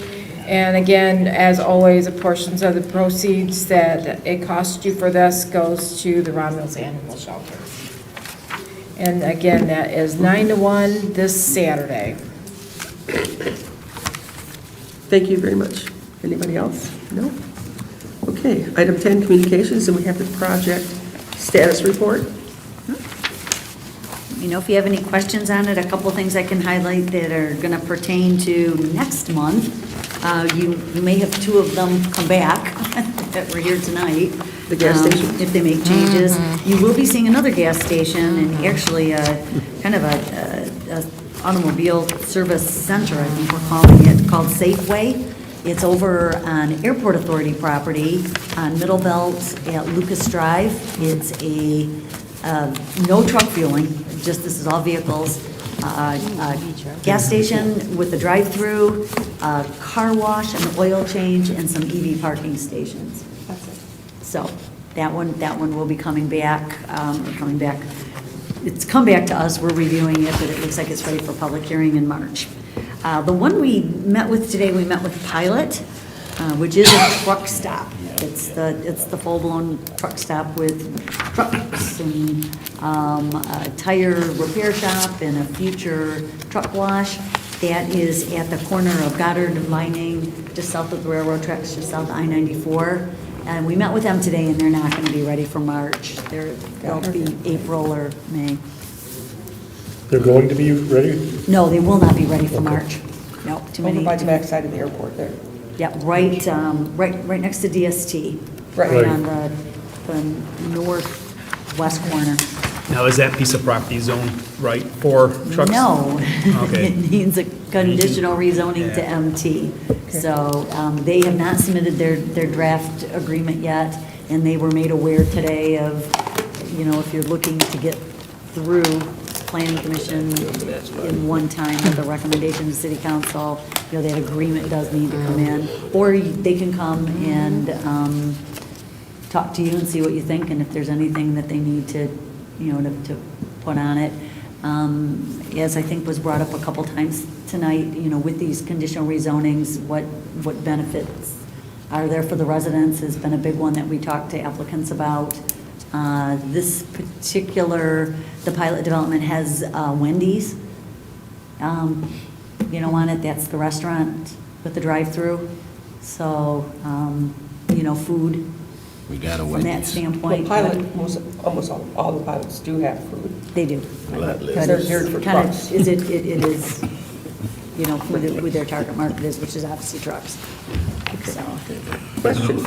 Okay, what's going on with the True Love property? I see we have a cease and Yeah. desist order.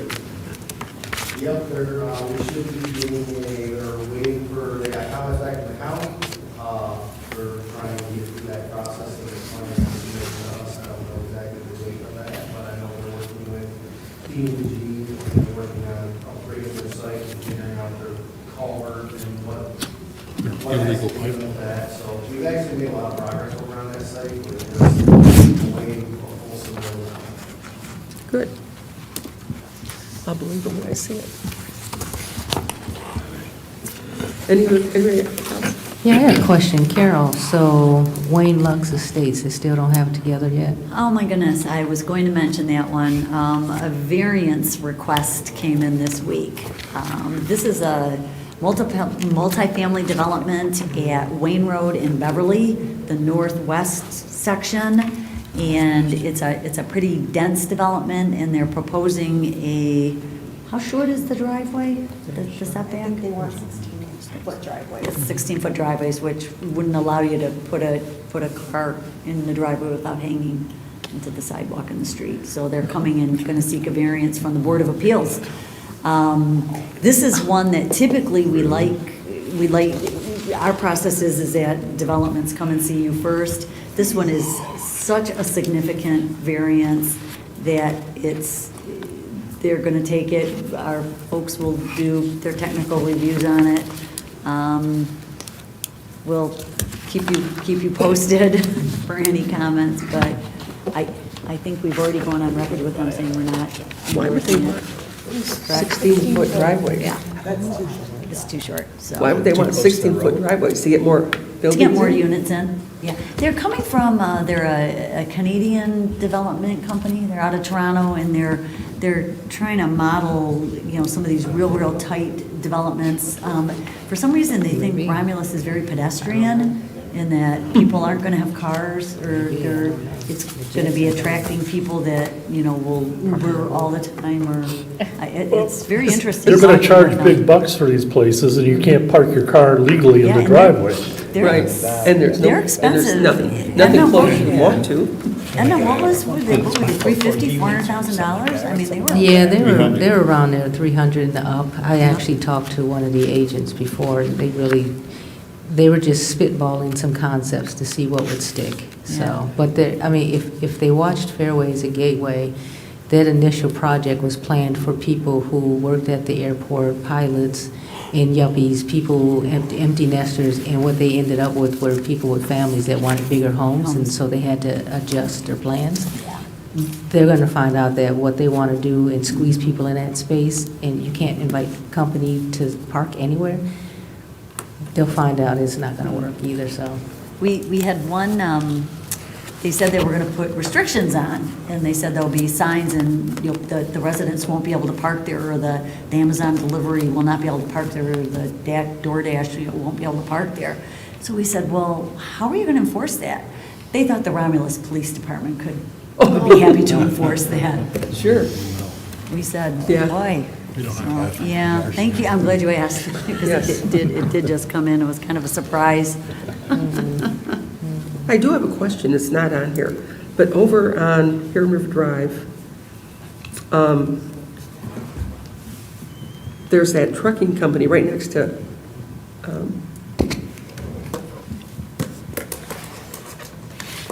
Across from the Springer Archery? yes, thank you. It's like MK or Yeah, something. MMAK, I think. Jeff, what's up with that one? How many trucks are they allowed to park there? They've got way too many. It's in the violation system. It is, Yes. I don't know exactly, I can look it up and see where we're at on it. I'll bet they have 30 or 40 Yeah. tractors. I can't believe they can maneuver the Yeah, site. that's a new owner that came in and did not complete reoccupancy. And, yeah, I'll show it to you tomorrow. It's one, I think Brooks on it. Yeah, we're working on it. Yeah, Yeah. A few of those disabled. yeah, let's. What about the landscaper on Huron River Drive? I was just gonna ask about them. He just bought Yes, that. yeah. They Yeah. left. He just bought they- that property. Are they Outdoor gonna clean landscape that left? site up? Are they Well, gonna? They are right now, they're in, so we bought it from the property owner, it was in a land contract, so now they're giving that whole side of things legally figured out. That was from Canton. And then, That's still they're gonna be sold over to somebody different. Borrow mine. Madam Chair, I have one question. No Sorry. wonder he didn't want to put more money into it. Yeah, just turn my mic on. Madam Chair, I have one question for Go right Carol. ahead. The Motown Sports Group, any Oh, that's a tough communication has been moving forward with that? Actually, I touched base with that, the Motown Sports Group today. They told me that they were working on getting their plan done, that they were going to internally review it in hopes to submit it to us by the middle of March. Oh, thank you. So that was just communicated this afternoon. So things are steady rolling then? Yeah. Thank you.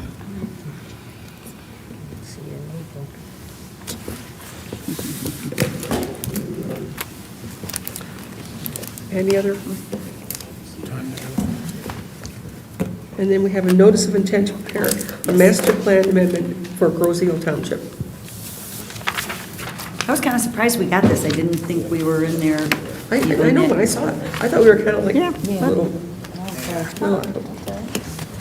So No if other anybody has questions? any comments about Grosseal and how it relates to Romulus.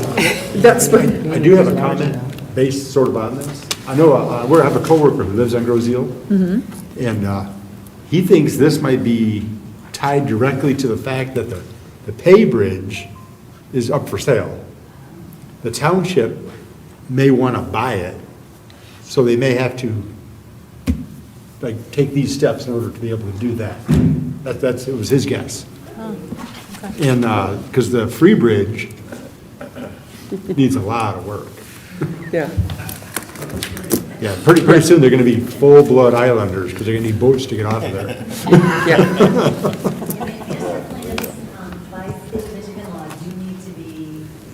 They don't have to be touched, they just have to be looked at every 5 years. Yes. So you can look at it, have a meeting and say, looks just fine, we don't want to change it. Or you can do a full-blown. Or you can. I would bet a whole dollar they do things differently on Grosseal. I'm guessing you're right. Although I will say this, Yes. Ross, this community development director, I have talked to him before. They get some interesting stuff down there, and he tipped me off to some groups that are going around and trying to buy property for kind of some alternative kind of housing, but they become nonprofits, and very interesting. Oh my goodness.